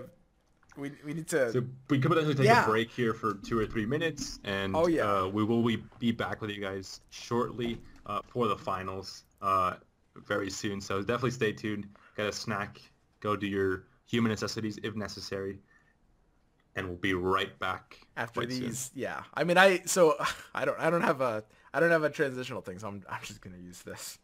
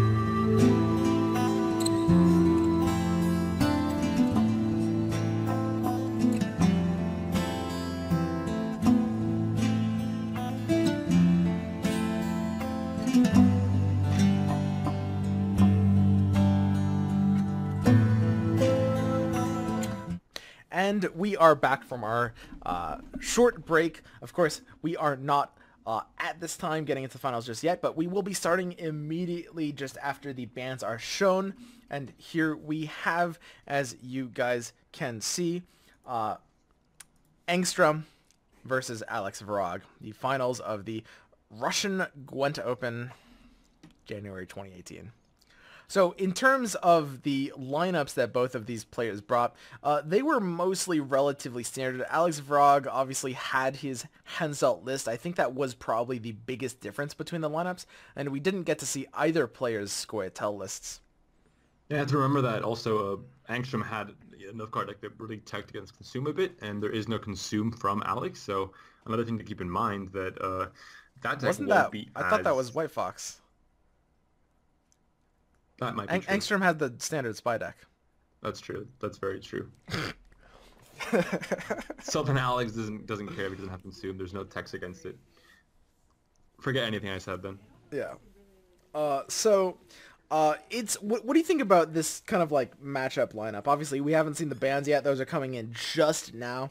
But namely, we see Alex Vrog with Henselt in his list, as opposed to did he cut out the Skellige? So he cut out Consume. Right, Consume. Yeah. Forgot. So Consume Henselt over Consume. What do you think about that choice, and how do you think it might fare against Engstrom's very, very typical and solid lineup? I think Alex was maybe scared of teching in a tournament done against Consume, and he decided not to bring it because of that. I think in general Consume is stronger if there aren't techs against it, because it's just a very strong deck in general. And Henselt, like we saw before, he won that game maybe, with a bit of luck that joint time had to play that, his Igni and his Menno so early on. But I don't know, it's hard to say really. We're going to see Consume right away though from Angstrom, and Ethny finally, Scoia'tael being played from Alex's side. Yep. So we see the Ithne. That's going to be very interesting. The first showing of Scoia'tael here, we see the archers from hand. Looks like a bit more of like a Scorch alignment hybridized deck, although of course I'm sure it will have many things in common with the Scoia'tael that we've grown to love. Yeah, we might not see dwarves at all, actually. We don't see any just yet, and we see a lot of elves, so it might just be an elf-centric deck, focusing a lot on control and kind of lining up Scorches, for example. It's pretty interesting. One thing to really consider with these tournament formats, and these does look like a very atypical deck, but when you're planning out the bands, and there's the archer kicking one necker already, when you're planning out the bands, you know you are only going to be able to use your Scoia'tael when the opponent is letting it through, right? In that case, you want to bring something less than prototypical, because, if the opponent is prepared for what you have, you might as well choose something different, right? Because otherwise you're not really getting punished either. Exactly, and seeing that the archer going down on that necker right at the start, I think it definitely means that there is an artifact compression, for example, or else that would have been played immediately with Ethny as well. So it says a lot already about the matchup. I think Alex will have a lot of tech choices in terms of Scorches and big unit, ways to kill those big units, but not exactly in stopping the necker train altogether. Yeah, it's a bit of a tricky thing. I mean, when you do have the ways of being able to slam down these neckers, you can find yourself in somewhat of an advantage. The problem is, without the artifact compression and the artifact compression alone, it might not be enough. We see a dwarf coming in, not from the deck, from Elven Scout instead, but dwarfs always present in these Scoia'tael lists. Skirmishers, of course, are the most popular dwarf choice at the moment, but yeah, he might just be trying to kind of gun down these neckers early on and just get rid of them when they're at very low value instead of at the typical 15 or 16 points they end up in round 3. Here's the recon. And of course, if you can clean up the 1 or 2 neckers remaining with your double Scorch effects, then you might be in a fine situation regardless. So we could actually be fine here. One additional thing you could see is if there is an Aglaeus coming down from Vrog, you see the Wispess Tribute, which is a telltale sign that the Mandrake is in the deck. If the Aglaeus is drawn later, Alex Vrog has unlocked the double Mandrake potential, which can of course absolutely crush neckers. Yeah, it's extremely dangerous to play Mandrake against Scoia'tael just because you might just expect the Glaze, for example. That's exactly right. So it's going to... the archers, you're not as effective. Go ahead. Yeah, it's going to be up to these players how long... I mean, both of them have an option in terms of how they want to push this round. It looks like this Wispess is going to be played Mandrake for Necker already. This protects it from a couple things. Could it be Monster's Nest? Oh, it is a Mandrake. Yeah, it protects it from a couple things, and of course there is no Igleas in Alex Vrog's hand now. It does kind of protect it from the counter Mandrake, funnily enough, if that were an option. I mean, we're possibly used to be seeing Ithling, for example, because we did see, the spells that Alex was running. He does possibly, probably have Ithling, and maybe even just Yorv's Meditation. Maybe Igleas isn't being run because he's expecting not to run into too many, good matchups for Igleas. So potentially we don't see him running Igleas at all. Yep. So here we have it up to Alex Vrog. Now you are in a dangerous position. That Vran is at 34. You do have the Ida, but what are you really planning to do with that? You can't really zap for value. You just have to kind of play your 13-point silver. The Necker is going to be at 4, but unless you have a way to really slam that down, which you might off of Outlaw, maybe an Outlaw Discover. We'll have to see how it works out. Outlaw's always tricky. I mean, you can get a lot of different options from, and some are great, some aren't as great in certain situations, so it's going to be tough to see what exactly. Whoa, a very early Queen coming out there. That is going to clean up that Necker nicely, and it's also going to enable a 57-point Shiro if Alex Vrog wants that as an option. That is overkill if I have ever heard of it. Yeah, that's just a massive amount of points. I mean, if Shiro wants to be using this turn, obviously you're committing a very good goal that you want to maybe commit in round 3 as well. So it's a tough decision to make sometimes. I think one of the biggest awkwardnesses with Alex Vrog's position is, of course, you don't want to commit the Scorch effects to this round, which means you're kind of limited in your options. Hattori can't be used in this round either, so you have to commit either Summoning Circle or Eastern Grim Outlaw, both of which are tenuous at best to use here. We may see an Outlaw try to push this out, although, honestly, there's a call for him to commit one Scorch just to try to force him out. Yeah, you'll still have Ethene to Scorch for round 3 anyway, so I mean, there's you still have that option for later on, and I'm sure he has maybe Yorv's Meditation or a Glass Mandrake, like we said. So it's not like you're wasting like a Siri Nova. It's not like your only finisher or your only play that can really win the game. You have more options, so I think it's not that big of a play to make, and you're winning on even as well. And of course, with Alex Vrog, obviously he's not like tacked super hard against Consume, but with him, not banning it, you do know that he is prepared for it. So yeah, something like a Yorvith Meditation or an Igleas could bail him out here. Let's see his draws. There's the Ida, not Ida, the big rock one that everyone complains about. Ithline. Yeah, Ithline's is a great card all the time, basically, and I think we do definitely still have a Tremors available. Maybe not a Thunder. He did play 2, I think, earlier in the round. Yeah, I think that's correct. So here's the proactive Elven Scout, and you hate to see those options. You're still getting your 11-point card, so all is well, but it's very, very near miss to something a little bit worse than 11. Yeah, I think you definitely want to thin out here. Try and play your Ithling this turn. Try and play pretty much all your cards except for the Ethne, basically, and go for the shorter round. The shortest round possible, I think. Yep. Man, it's going to be kind of hard to see the cards in Engstrom's hands here. They're getting pretty distorted. We're just going to have to kind of extrapolate based on the colors. And there's a 10-point Necker, always great to see. I mean, it's a great combo with Mandrake when you can get, kind of play a bit low tempo in round 1 and still get that great, added value for the next, round 2 or round 3. So always good to see, I think, for Angstrom there. Seeing a 10-point Necker is a good thing for sure. Yeah, and here's just more value out of these Elven Scouts. This is going to be probably a Panther for a just casual 13-point swing on a Scout. If he does want to use a Neophyte, though, that is an option as well. It does put down this basically more value, and it gives you a little bit more flexibility about how to use it. It all comes down to whether he thinks this Panther damage can be useful, I think. And it's a bit more carryover as well for the next turn, possibly if it hits maybe a Hattori. So not a bad idea at all. And definitely hits Hattori there. Yep. So, I mean, it's going to come down to, of course, Alex Vrog, exactly how long he wants to push this. Now, you're pretty uncomfortable giving the opponent an extra card, but at the same time, it's going to be pretty hard to beat the tempo coming out here from Angstrom. I mean, he's playing slowly right now, but at any given point, if Alex Vrog tries to surge ahead in power, you're going to see the counter consumes coming out on at least one Necker that's just going to counter that tempo immediately. So it looks like Angstrom has a pretty easy time just staying ahead here. Yeah, but at the end, I mean, you're still bleeding out some neckers or, making the round 3 as short as possible is always going to be positive for Alex. So I think his option here is to just try and go as hard as possible into this round 2 and try and get, even if you're playing, low tempo plays like this when not optimal, you're still making your opponent play cards. At the same time, you're very limited in terms of how much you can bleed, right? I mean, in this deck, Hattori is actually probably maybe more useful in a round 2 scenario than a round 3 scenario, because you really have very limited reses you're actually going to be hitting with him here. You don't have Barclay or anything big that you want to see. And Outlaw as well, it's going to be a little tenuous what that's going to be pulling. We don't really have insight on that. Yeah, we don't have the deck list, so it's going to be a surprise for us as well, what spells he might still have in his deck and what he could be using. But he might just have maybe even like an actual Scourge in his deck. Yeah, that's exactly what I was thinking as well. We'll have to see how deep this is played out. I think it's a very dangerous game to trade down with Consume in this way. I might have gone for an earlier pass. I mean, you're basically making the play to try to one-card Phoenix, and Phoenix is hard to one-card. I mean, Ithne Scorch can't one-card Phoenix. Yeah, especially if Angstrom plays around the Scorch because he knows it's going to be coming from Ethne. He can just res a Necker, for example, and once you Scorch a Necker, it'll bring out another Necker. So Exactly. It's like you really didn't do anything.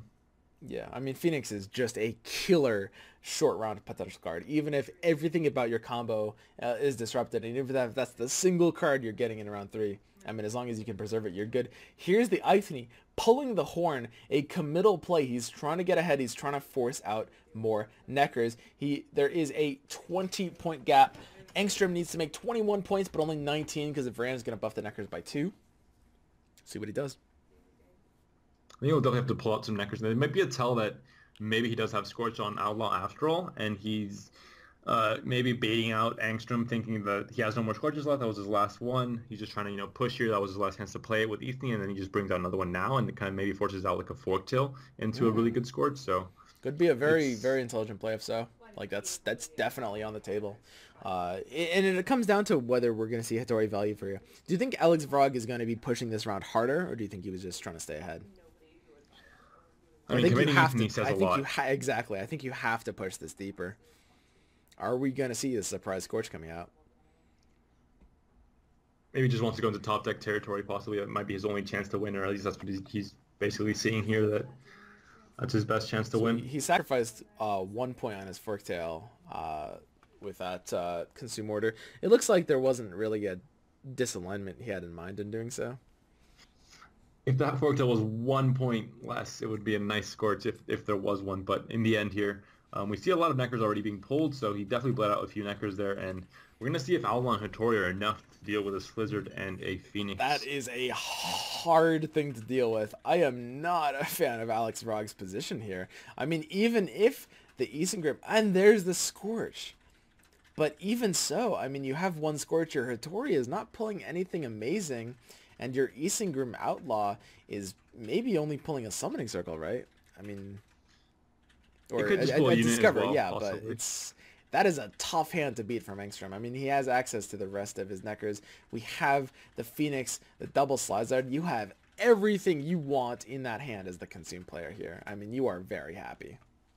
Yeah, Consume is definitely a tough deck to beat unless you have multiple, ways to play around these very high units. And we do have a Scorch here, but Ethne was used in round 2, which I'm not sure I agree with, to be honest. I mean, it's a card that Scorch Ethne is a big play in round 3 as well. Ooh, that's interesting, though. Ooh. The Kjarn onto the Necker is a big play already. But there's already a second Necker coming out with the Phoenix if he wants it, and the lock will just come down to deny that. There's the Vran. It's a little lagged out in the upper there. There it is. And of course, this is just kind of going to snowball. It's going to consume one more time. It is a bit of a risk to play Vran early. You really enable Ida and other things by doing that, and that is incredibly dangerous. Yeah, the problem is that even if he kills the Vran here, the Phoenix, if it pulls a Necker, the Scorch will just hit the Necker anyway. So yeah, it's tough. Yeah, that's exactly right. It's still definitely a little awkward when you are in this situation as the Consume player. I think it is very imperative to try to play on the safe sides of things. You get one more point by setting up the Vran early, but you kind of enable yourself into kind of much more dangerous scenarios. But he declines the Ida. He's letting the Vran live.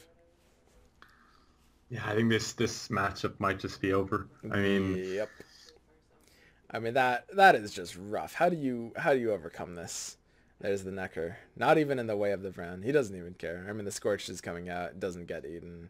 And there it is. You have a 4-point advantage going to Angstrom. Going to take this one out 1-0. Quickly and cleanly getting his Consume deck out of the running. Yeah, I'm not sure if Ida would have been a better play there. I mean, it would have been a 13 as well, the same amount of points, so it wouldn't have mattered too much. But it's well, that was the last Necker in the deck, I believe. Mm-hmm. Yeah, so yeah, he wouldn't have had to consume anyway. That's correct. Okay, so Angstrom up 1 point. I think a very clean game coming out there. I really like Alex Rog, and it didn't work out, but I like his decision to take the Scorch decks. The thing about the tournament lineup that's really important is when you have even a single ban, the meta shifts greatly, because right now, Scorch and Scorch-like decks are great against pretty much everything in the meta, the one exception being Dwarfs, and that's enough of an exception to completely make them non-existent on ladder. However, when you're in a tournament setting, that all changes. If you ban out Dwarfs, killing strategies that go tall becomes a lot better, and I really like that Squirtle deck he brought, even if it didn't necessarily work out. Yeah, I completely agree. I mean, you also have Hensel, for example, that would also punish you if you're playing a Scorch-heavy lineup, but in general, you can Hensel isn't as popular anymore, so exactly. You kind of even play around that as well. Yep. Okay, so we have the Scoia'tael deck again coming up from Alex Varag. And again, I mean, this is something that finds value. Now, the one thing is Angstrom is, at this point, super aware of what this is. I mean, that hidden Silver Scorch has some real surprise value. And you are going to be playing around that very consciously if you're Angstrom here, which is a bit of a disadvantage. Yeah, I mean, the surprise factor is a big thing, and having both the Scorches and also the Thunders to deal with the Enforcers is great for the matchup, but in general, Spy just has a much more refined deck and has just a lot more points in general, so it's going to be hard, I think, for Alex, especially going first to really, get a hold of this game. And that's the thing about running surprise factors in any Conquest format tournament, because in Conquest, when you lose a deck, you have to keep playing with it. If you run a surprise factor and it doesn't pay off, and even if it's just like a minor attack, even if it's just one card that you expect to give you value based on the surprise, you can just kind of like, snowball yourself into keeping losing, because, you're running a card that just loses value. Anyway, we see the opener here, Dragoon. We're going to see a Kalak Emissary counter. These decks both have pretty standard openers, but it's going to be a race for tempo against Spies, as it always is. Yeah, and the Thunders will be able to help with that by killing off Enforcers and maybe killing off Brigades as well if they find, an 8-point Brigade. And Ida as well is also an option to Thunder immediately. So there's definitely some options there. And also the Shiru, maybe the opponent miscalculates and ends up playing 2 Brigades at the same point value or point level. So that could be a good play as well. But in general, Spy, I think, is going to have a very easy time catching up here and being able to stay ahead. Yeah, and these archers give you pretty decent ways to control your opponent's units as well, if it represents a bit of a threat. There's the first 10 strength Impera Brigade, and, we'll have to see how these Scorches and how these other counters are kind of played out from here. And the Thunder can't hit that Impera Brigade, which is unfortunate for Alex. I think he would have loved to be able to kill that off right away, but in this case, it's just 1 point too strong. Exactly. And we might just see maybe even a Horn early on to get some quick value. Yeah, it's definitely possible. And if you're Angstrom, of course, you know that Thunder is a threat. Even if you don't know that, Ida and Vanilla Thunder are in the deck, you still very consciously play around it. So, of course, just nice habits playing the Brigade at 10 instead of any lower than that at all. Because even playing a Merc right now would... I could find Recons. It's fine, I guess. You'll have options here to not have to play Thunders or Tremors. Yep. So it depends what he's going to hit here. It looks like he's going to decline the option to hit down the Imperial Brigade, which I think is probably smarter to decline. He could have gone for it. It would have been a little risky. It puts it into Thunder range, but if he just kind of plays 2 Spies and gets it back out of there, then you're just looking at wasting your value against the Scorch. I think he knows you'll have targets for the Exactly. Thunders anyway with Enforcers, so there's really no need to kind of, it's not a deck that only has that one engine unit in Imperial Brigade. It also has Enforcers, and they're very easy to ping off with Thunders, of course, because they're only 6 strength units. Yeah, I think that's fine as well. So here we have the Vicovaro Medic. This is just going to start the chain process all over again. There's the emissary. Does he find a second one? It looks like he hasn't. He's got to choose. Ooh, nope, there it is. He found it all along. And there is the perfect staying 1 point ahead. Not that it necessarily would have been a fantastic opportunity to pass for Alex Vrog, but it is a possibility that Alex might not have that opportunity again. Does he fog the melee row? This, of course, will threaten the Scorch alignment while staying ahead of him.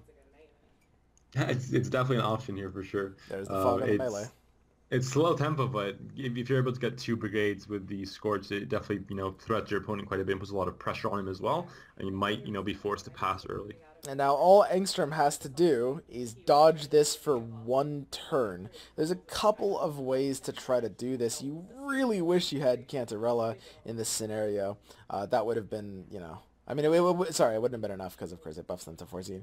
But if you can dodge it for 1 turn with anything. Now, you don't want to commit something like Joachim, but if he can just block it for 1 turn, the fog will naturally kind of tick it down and disalign them anyway. Maybe Usurper, but it could be dangerous. Yeah. Could be a risky. Yeah, and he's already, we've already seen some crazy Usurpers, but it could just be a forced pass here. I mean, it's a big Scorch if you can't counter it. Yep. It's very possible. At the same time, I mean, you might at least want to force out the Scorch, depending on how much value you expect it to give later. You know that the deck runs 3 Scorches, so at the same time, I mean, you might just give up the goat, not even try to force out the Scorches as well. There's the Cantarella. So this is a high-tempo Cantarella, Rainfam Roach, buffing both brigades, and you have to take this Scorch here. The problem is, because of the Rainfarn into Cantarella, you are threatening yourself going 2 cards down. So that was a fantastic play by Angstrom, just really completely forcing Vrog into a kind of no-win scenario. Yeah, and that's where Ida being such low tempo really gets punished. Exactly. Obviously, Rainfarn with Roach and Cantarella and 2 Imperial Brigades makes Cantarella basically just a no value spy instead of -13. So it's a really tough decision here for Alex. I mean, he's going to have a hard time getting out of here. I mean, he could just play his Yavin, of course, and he finds Summoning Circle, so that's an option. Yeah. But he might miss out on his double Scorch value. Exactly, and the Scorch just ends up being disaligned, which is very unfortunate. Although, at the end of the day, you're still playing this round deeper, so the Ida Fog doesn't necessarily find 0 value. You see double Summoning Circles, and there's an Igni in Angstrom's hand. Oh. Decides not to align them, though. Yeah. Well, I mean, the melee row is full, dude. That's true. There is a row limit in Gwent now. That is very true. So maybe that was a misplay initially playing Cantarella in that front row. Yeah, playing Cantarella in that front row. I agree completely. And that's actually, potentially one of the benefits of row stacking. There is that Hattori at 7 strength. Man, he can row whatever he wants now.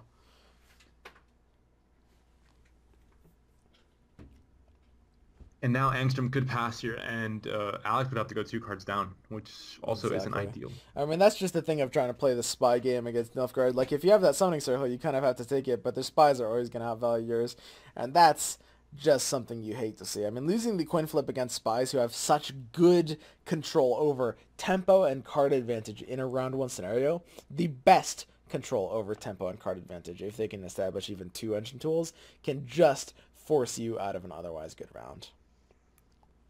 Yeah, exactly. I mean, it's having Scorch and making some pretty good plays with the Ida, for example, the Fog, trying to line those, the Scorch for 2 units. But in the end, the Rainfron Rail Cantarella was too, strong of a play with the Spy synergy as well. And having won the coin flip as well, it makes it so that there's really not much you can do there. Yeah, I mean, that's honestly just devastating.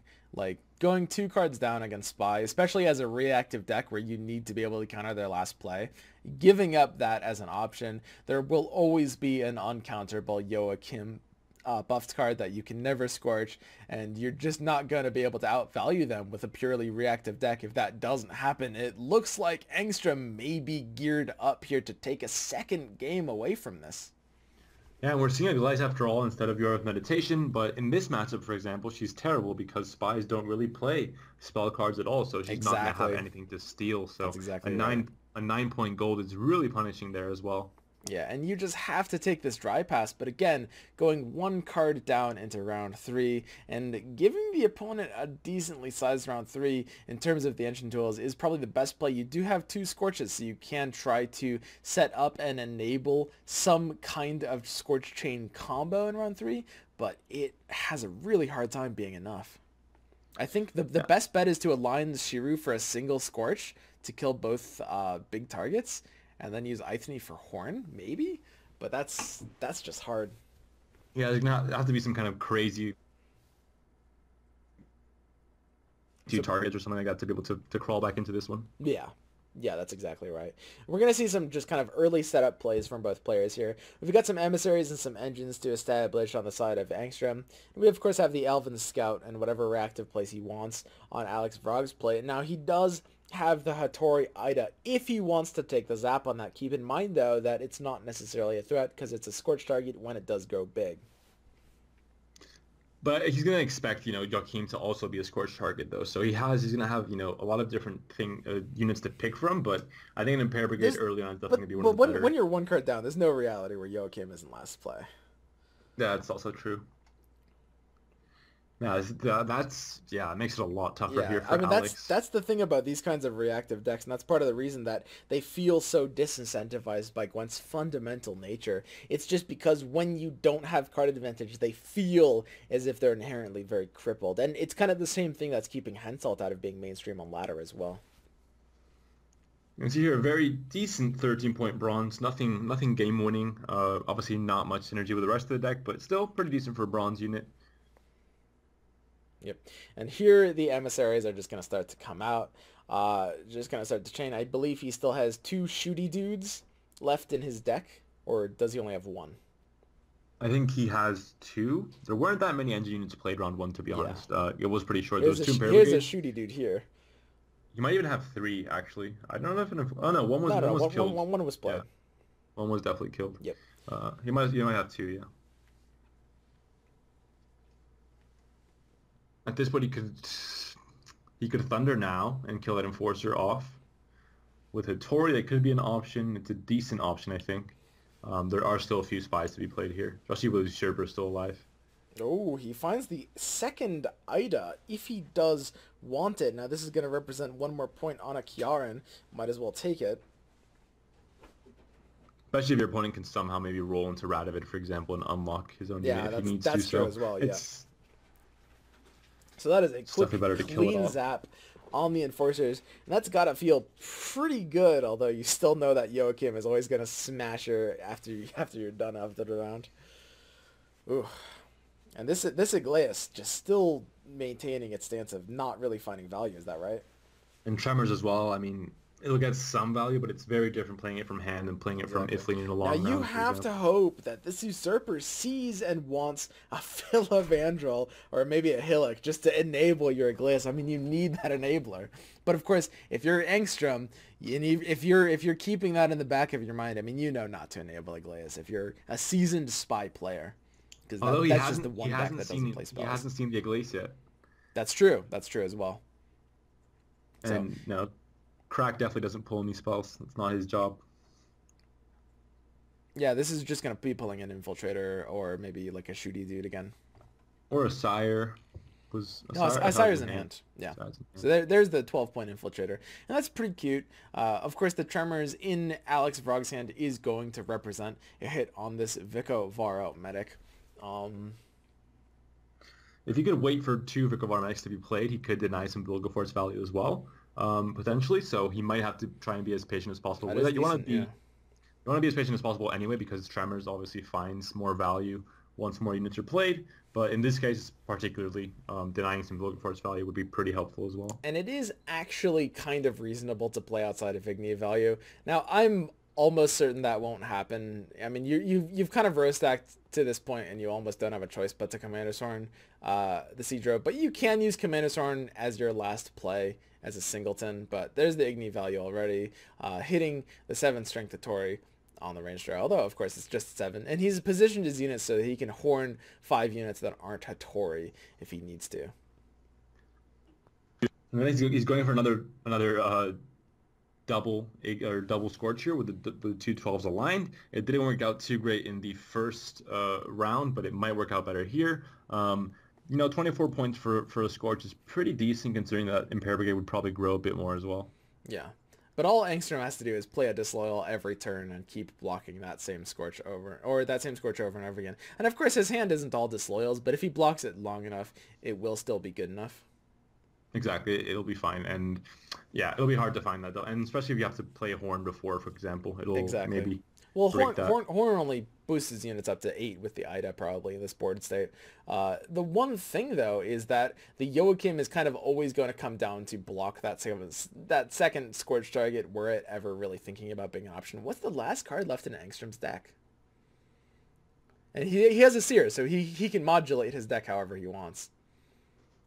Or even his opponent's deck. He could shuffle back Scorches, for example, or Horn, and deny the Ethne value as well. Yeah, that's true. That's one of the many versatile nuances that a Seer has as a card. Looks like it might be time to maybe play Tremors next round as well. We're going to see what Angstrom decides to play out here. Yep. Yeah, this is it could end up being pretty close. It does feel like Angstrom still just has control over the situation, but I mean if this double Scorch does find a way to go off, it's possible we could see some kind of reversal. The problem is he's gonna have to do it before Ithne. I mean at this point Shiru is basically committed to Scorch and Ithne is committed to Horn if he wants to find enough value to win, but you're empowering your opponent's Igni and it's just kind of awkward. You have to play the Shiru. God, you need a perfect scenario for Virag if you want to swing this kind of game. And even if you Horn some of these disloyal units on your board, I think we do still have a Menno in Angstrom's deck, and Vilgefortz will play it out. So yep, you're losing value on that Horn there as well. So the Archer willingly hitting his own Infiltrator, disjointing them entirely, making it an 11, the same as Hattori. So that double Scorch is just not on the table anymore. There's the Tremors, like you said, denying both of Vikos and making Vilgefortz a little bit less valuable. He has to sacrifice something of kind of decent value at this point. So getting a couple points picked up there. And potentially breaking the Shiru. I mean... Things just got a bit awkward. Hattori is now the biggest unit on Alex's board, or on the board in general, and even if that Impair Brigade grows every turn, it's still going to get fogged down as well. So, and there's really only one spy left with a Joachim. Yeah, that's true as well. So, I mean, Shiru is, of course, that kind of card where it's just sometimes a bit risky to run because, of course, I mean, while you do have the second option of Epidemic isn't really the kind of spell you'd really want as a second option there. Especially not in this board state now where you'd be hitting your own Dwarven Mercenary. Pretty much any board state. Almost. Well, against some slave driver decks you can find good value. Yeah, it is true. It is true.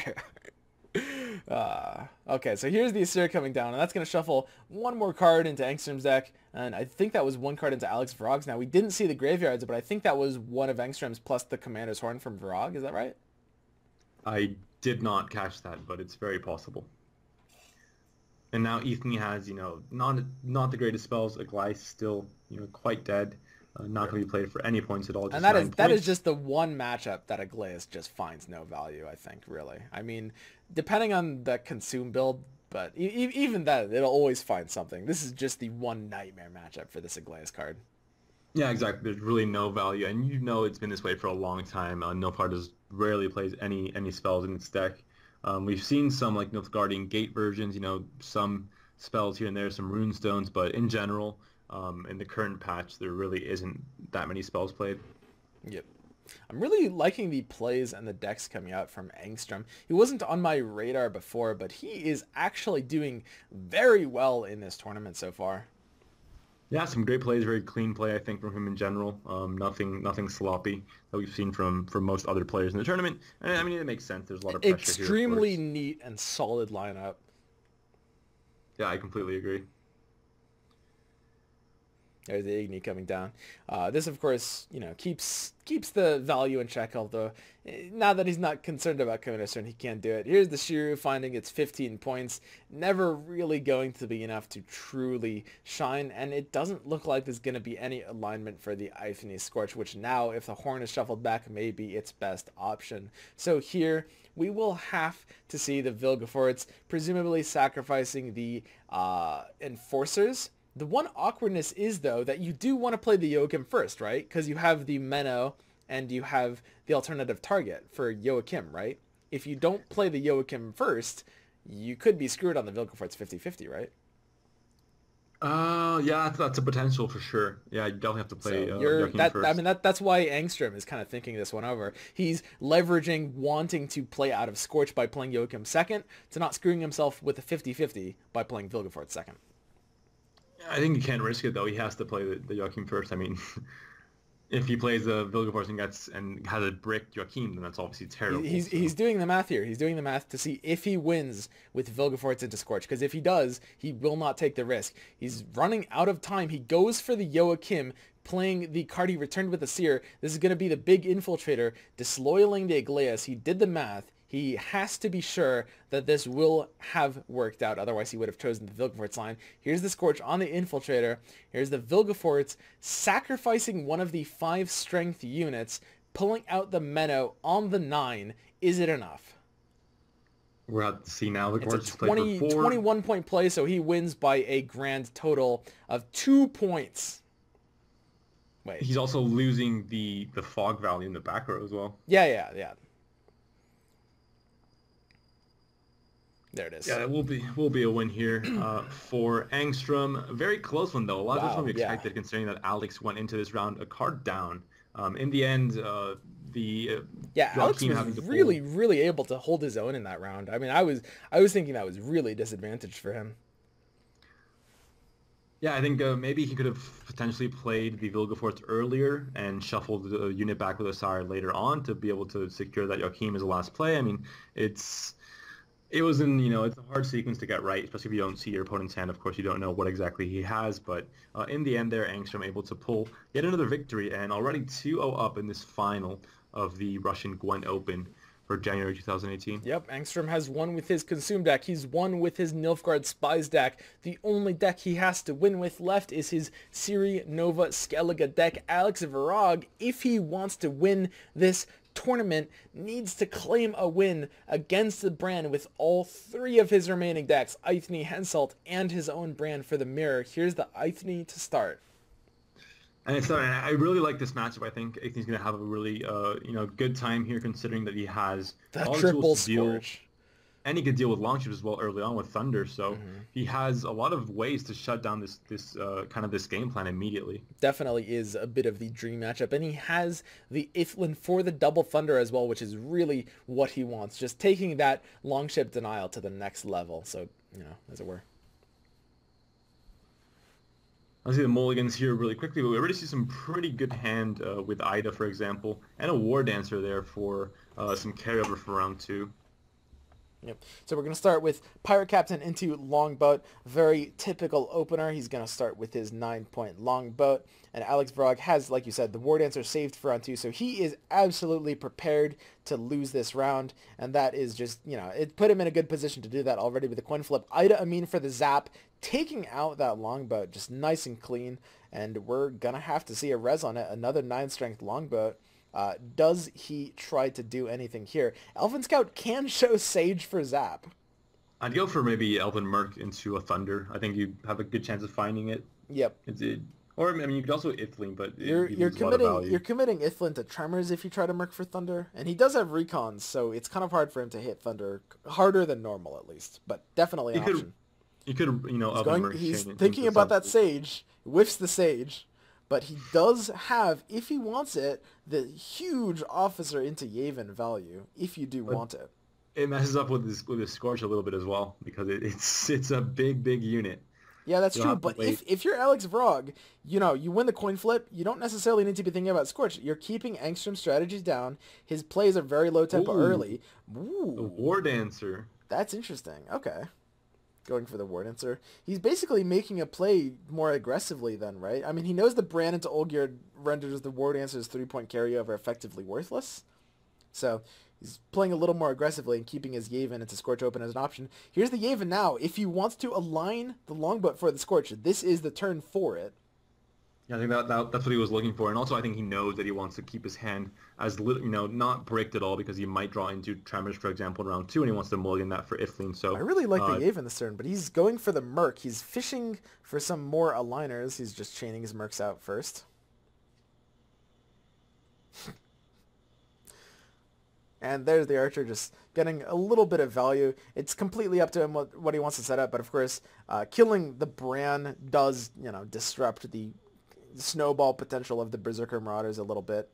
I'd probably just kill the Corsair and the Bran here, unless you want to do something fun. That'd definitely be an option. There it is.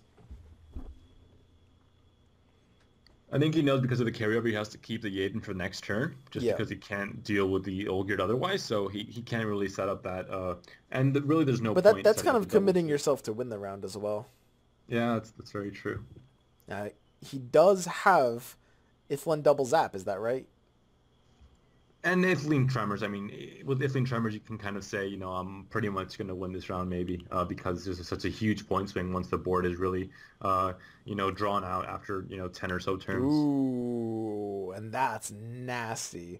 That Archer aligning the longboats perfectly. Now, Engstrom is going to buy him a turn with this bear, but he knows what's coming. The Yavin could come down, might be more points than it needs, but the Yavin does give him, if he had played it there, the opportunity to take the triple Scorch. He's going to concede, go with the double, and it's up to Engstrom now if he can do anything about this at all. I mean, he can high him into Udalryk. And he can high him into Skill Marauder, possibly. I don't know if it'll be enough. Probably not enough to surpass the 13. It might even end up at 13 as well, so maybe not the best idea. Yeah, Heimskjald Berserker Marauder ends up at 13 exactly. Man, that is really unfortunate. There's the bear, so the Scorch is on the table. Here it is, the 26-point Scorch. Alex Vrog being able to kind of steal this round whenever he wants. But of course, because he knows it's not disrupted and because he's doing the math on Berserkers, I'm sure, he knows that there's no pressure for him to do it this turn as well. So it comes down to how long he wants to play this round out. And at this point, being able to take the Scorch without using Yavin is absolutely massive because it allows him to also counter his opponent's, just play his own Spy in round 2, and if his opponent can't counter it, it's huge for him because he ends up going a card up for round 3 because he's winning this one on even. Yeah, exactly. I think you really hit the nail on the head on this matchup. This is just the dream matchup for Alex Vrog's Scorch Eithne deck. I actually really like this deck in this format. It's a shame it had to lose out twice, but here it is, getting a good claim towards its first win, potentially. Yeah, exactly. And now if there's no Udalryk, I mean, you have the Heim, of course. If there's no Summoning Circle from the... He might be in trouble there, but I mean, Yavin is absolutely massive. Now, of course, finding Scorch here as well, and Eithne Scorch too is going to be great in dealing with a lot of the big units that Engstrom can possibly pull out here. Yep, you've got card advantage. You can deal with the Nova. You can deal with the Rezzed Beastmaster. You can deal with the Olaf, and you are perfectly happy with your last play into round 3. We'll have to see the Udalryk out here off the Heim, probably counted by the Outlaw into Circle.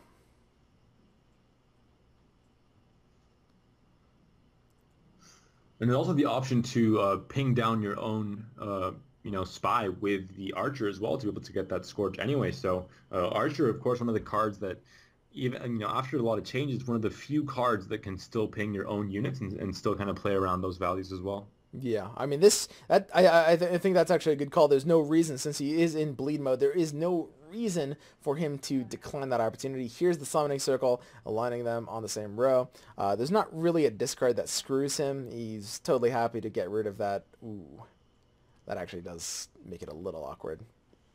Because he has both the Elven and the Ithlin. He doesn't really want to have to discard that Thunder, but it looks like it's gone. So, yeah, it's very tough. Yeah, I think with the Archer, he will be... I mean, he's in full bleed mode, right? There's no reason not to kind of plink down your Udalryk by 1, just kind of threaten that Scorch just a little bit more. At the same time, though, I mean, this is pretty whole-handedly over. I would say, I mean, when you have the one extra card in round 3, when you have the answers to your opponent's tall strategies, you know, the Ithlin, it did lose its double zap, but it still got it. I mean, you can just bleed this round to your heart's content with that Scorch as a threat, and you are just good. Yeah, exactly. You can either go for point bleed or just, make sure to get rid of your bad cards like that Dead Elven Merc, for example, and the Ithling to just guarantee good draws next turn. Or you can just go for points and play Ithling this turn after a few more turns have passed, or this round, rather, and then just mulligan away the Merc next turn, for example. Yeah, yeah. I think you probably just end up bleeding with both of them, so you don't necessarily commit. I mean, you've got the bleed potential here. You can only bleed so long, but I mean, there's no reason not to. Yeah, and he takes the decline. That's a smart choice for sure. At the end of the day, Gwent is a game about basically just very tactically setting yourself up for like a sure win on round 3. And most games, especially at a high level, most games, you kind of see an outcome relatively early, and it is definitely Alex Vrog's game to lose here if he does end up losing it somehow. It would have to be Angstrom pulling something out, but his hand doesn't really allow for it. Coral, in particular, is horrible in this matchup. Yeah, there's not much option there. You can still get an Elven Scout into a carryover card as well, for example, for Alex, and there's really no chance of a hero pass just yet. There's just too many cards to be played and not that big of a gap. Yeah, exactly. And there's no disalignment for the Udalric Longship either. There's a carryover. Yep, there it is. An extra 6 points. We'll see the Coral on that, you think? I mean, he knows the deck. He's played against it 3 times in a row now. He knows there's no better Coral. You might as well just take it out now. Man, that does feel pretty bad, though. Yeah, it's not a great Coral target. Not great for gold, gold card to get that, kind of pretty terrible value. But in general, I think there's not much that Angstrom can do here. He lost control of round 1 to the Shira and the really good plays from Alex, and then the fact that Alex had both the Spy and the Outlaw into Summoning Circle was huge for him in round 2 as well. So there's really no control from Angstrom in this game, and that makes it so that Alex can definitely win this out. Yeah, I really like this maneuvering from Alex. Like how he played this and how he really kind of showcased the value on these archers is just very beautiful. There's a limit to how much more he can push this, though. I mean, this is going to start getting out of range in the next turn or two. Does he even have the potential to play the Ithlin? I think he definitely played the Ithlin, yeah. I mean, you want the Tremor value and you want to get out of your deck right now. Yeah, for sure. And that's just an insane Tremors. I mean, there's no way that the Tremors double Scorch doesn't threaten this, I think. So you always take the Ithlin Tremors, just get it out now, force one more card out of Angstrom, and just continually put him into an even worse position. I mean, you said it before a couple games ago. This is the same protocol you have in chess. When you have an advantage, trading even cards to even cards amplifies that advantage because the difference between like 1 and 2 cards is greater than the difference between 7 and 8. Yeah, exactly. It's just much more impactful in a shorter round, just the average value. So it makes it so that the shorter that the round Alex can get it, the better, because he is a card up. So he's going to just try and bleed this out as much as possible. He could have waited one more turn there to get a double 15 Scorch between the ship and the Marauder. That was an interesting Scorch. I was considering he could have Ithling first to just get that out of the system. Yeah, I'd like to see exactly what his plan is with this. Here's the Coral on that Marauder as predicted. The Longboat at 15 chugging along. Here's the Ithlin Tremors. Huge value. Massive board swinging value. And of course the Ithni threatening the additional Scorch. But he still needs 30 points to take this. Yeah.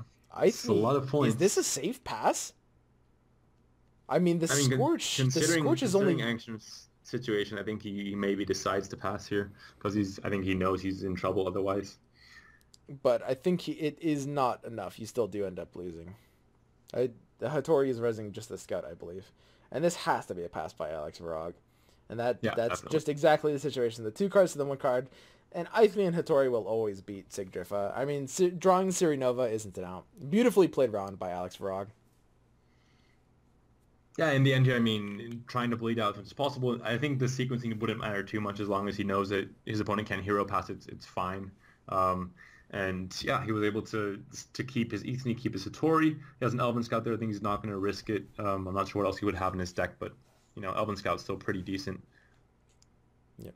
There's the Olgierd. Nah, that's a pretty meek carryover. Is it possible that the Ithne could end up so bricked that it's a loss? I mean, even if the Scorch isn't on the table, you still do have the Horn, and the Horn has the targets here, so it's just got to be enough. Yeah, I mean, yeah, Skirmisher's a fine pick here for the Elven Scout, and I mean, you obviously can't hit the 11, just to don't hit the 11. Yeah, you hit the 8. There's no reason to hit anything other than the 8. Yeah. And then, you see the Marauder, you see the Hattori going through the motions, but at the end of the day, Alex Vrog is able to take this game, finally getting the win with that Ithne deck. I'm really a fan of this deck. It's just the kind of deck that you'll see a lot better performance out of in the tournament environment. And it's a shame you don't see more of it on ladder.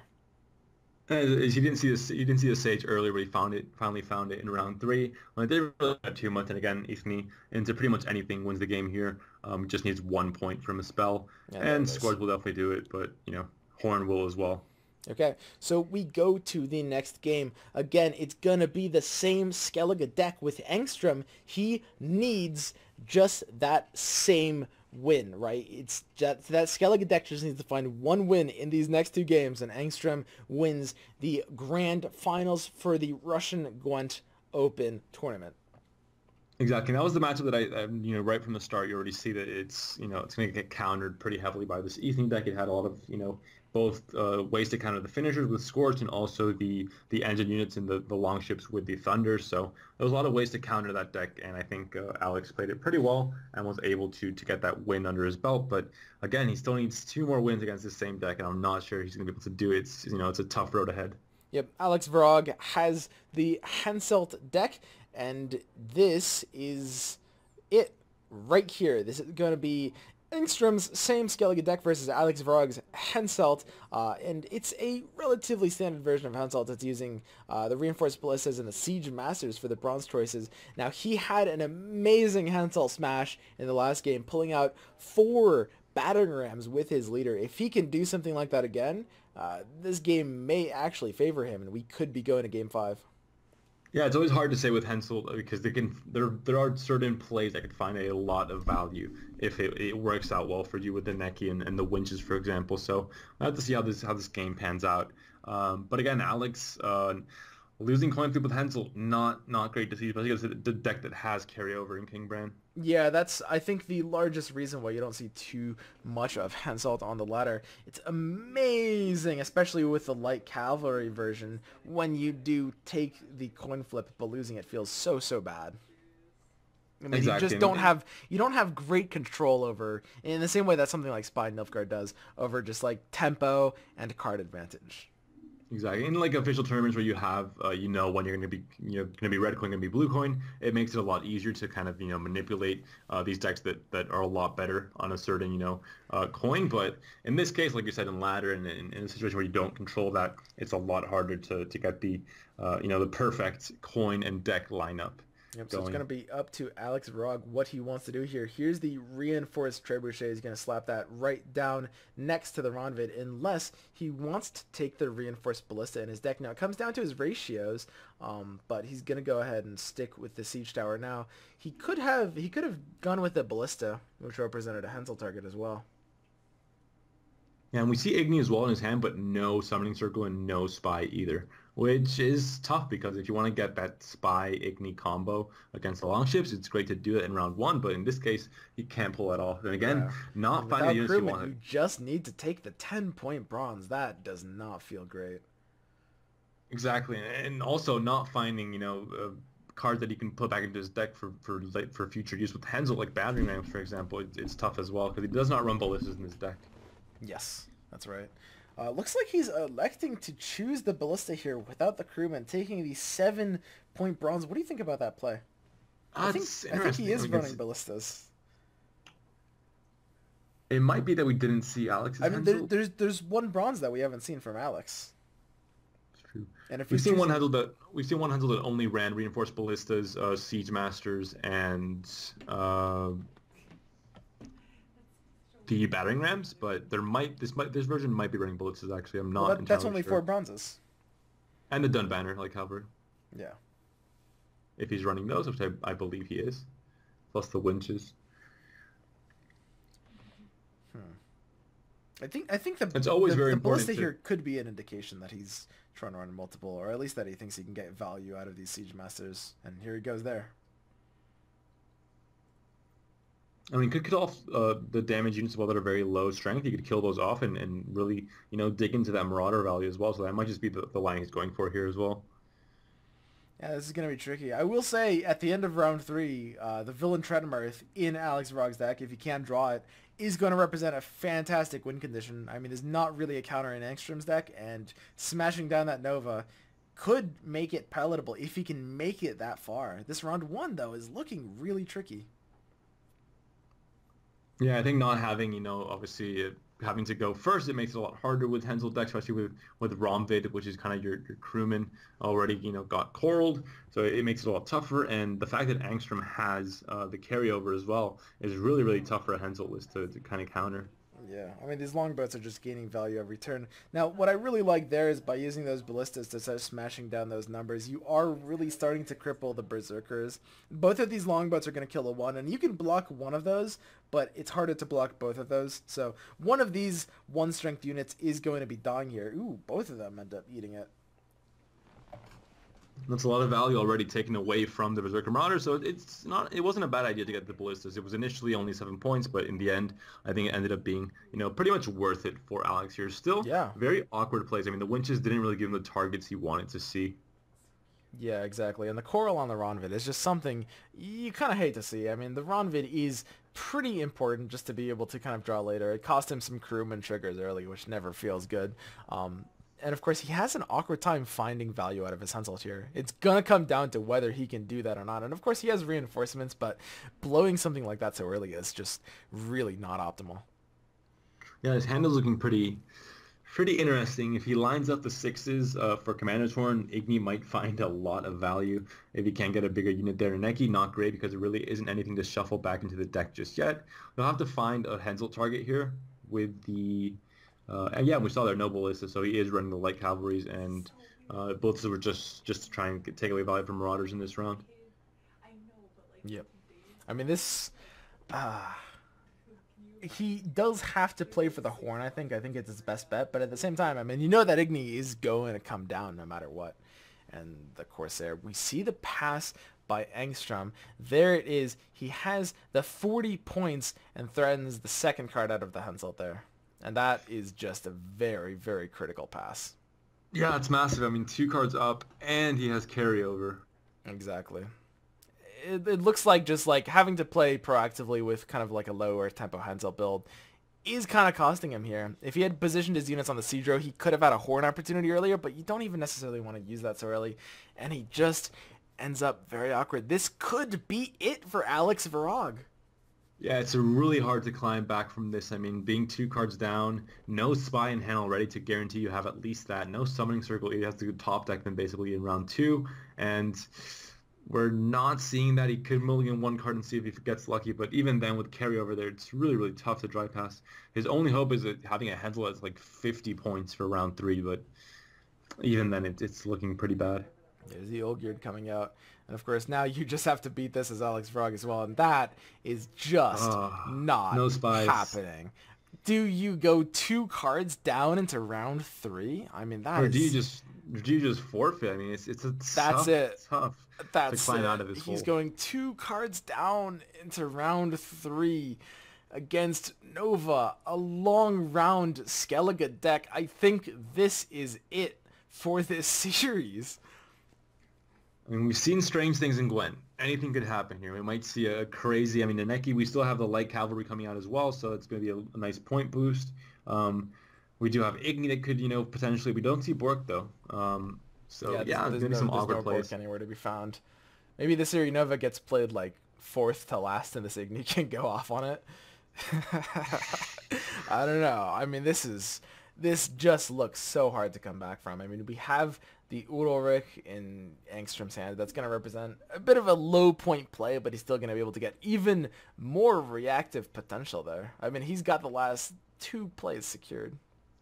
Yeah, we're talking about Hensel, a deck that thrives on red coin and is very reactive deck with the damaging from the machines and also things like Bork and Igni, for example. And in this case, being so many cards down, it just completely takes all of that away from your game plan, and you can't really be reactive at all. Yeah, and that's just something that we've seen as a theme with both Alex Vrog's Eithne deck and his Hensel deck. He's brought lineups that perform very well when you are able to get that reactive potential in, but just can feel so unfortunate when it just isn't going your way.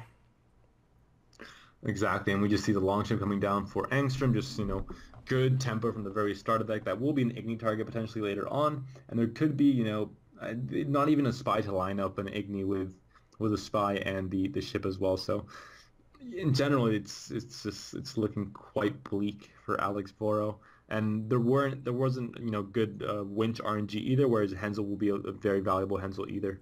Yeah, there's the Marauder, and this is just going to start getting value over time. A pretty early scale for Marauder, but hey, that's okay. It's not.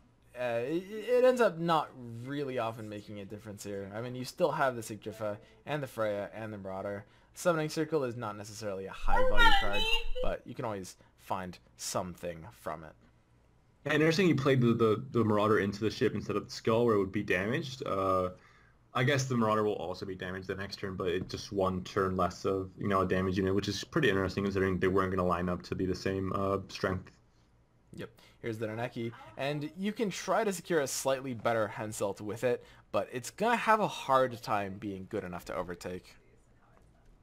Yeah, and Naneki, you either want to shuffle back Hensel targets or shuffle back like Cavalry to make a viable choice in this deck. But in this case, 10 point that shuffles back one. I mean, it's decent, but not the ideal value you want to find with a Naneki.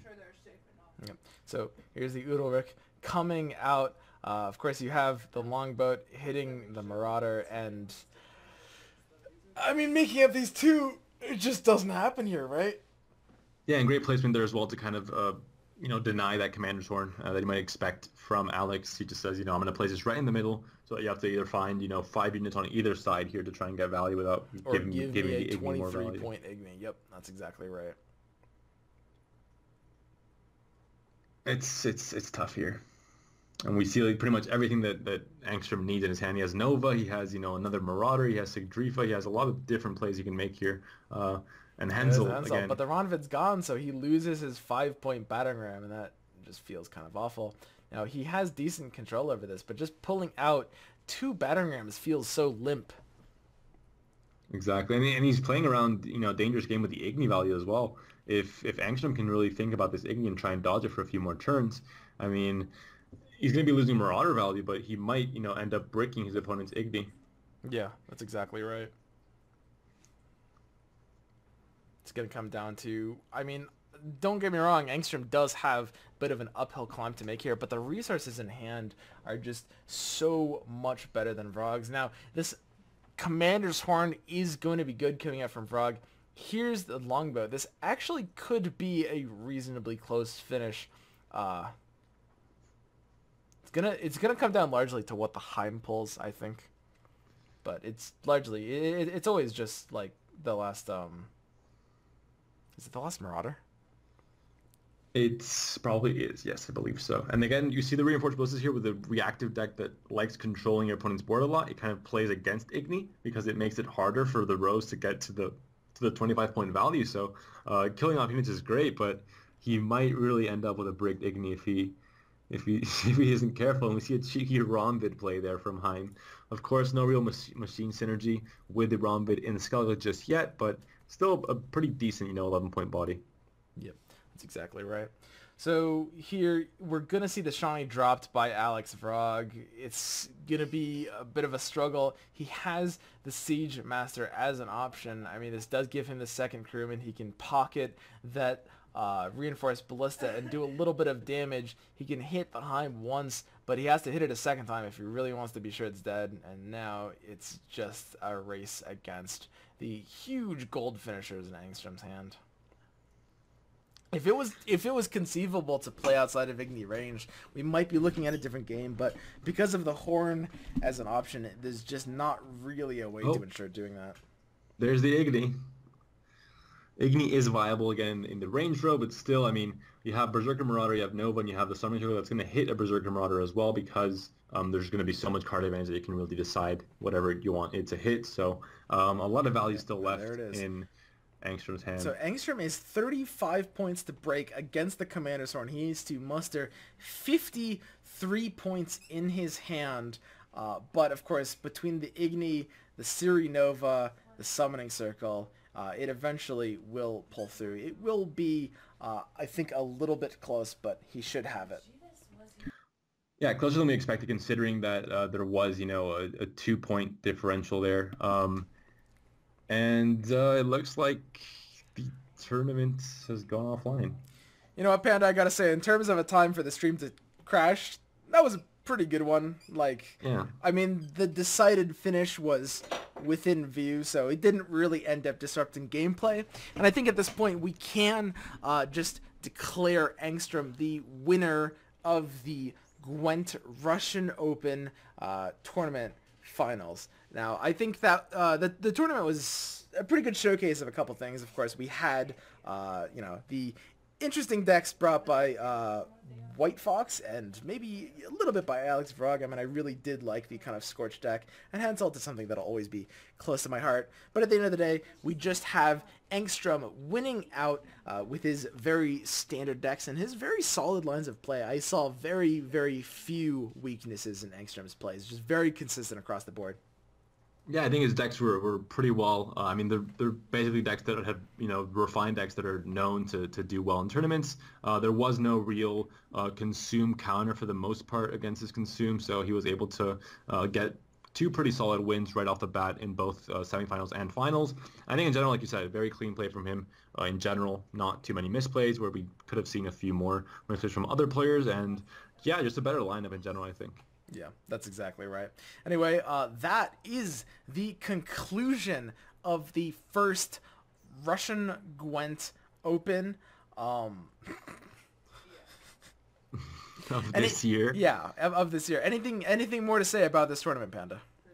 Not much more. I mean, the winner did end up taking €50 prize pool, and also, of course, the meteorite powder, the 1,400 meteorite powder, so a few premiums for him to craft.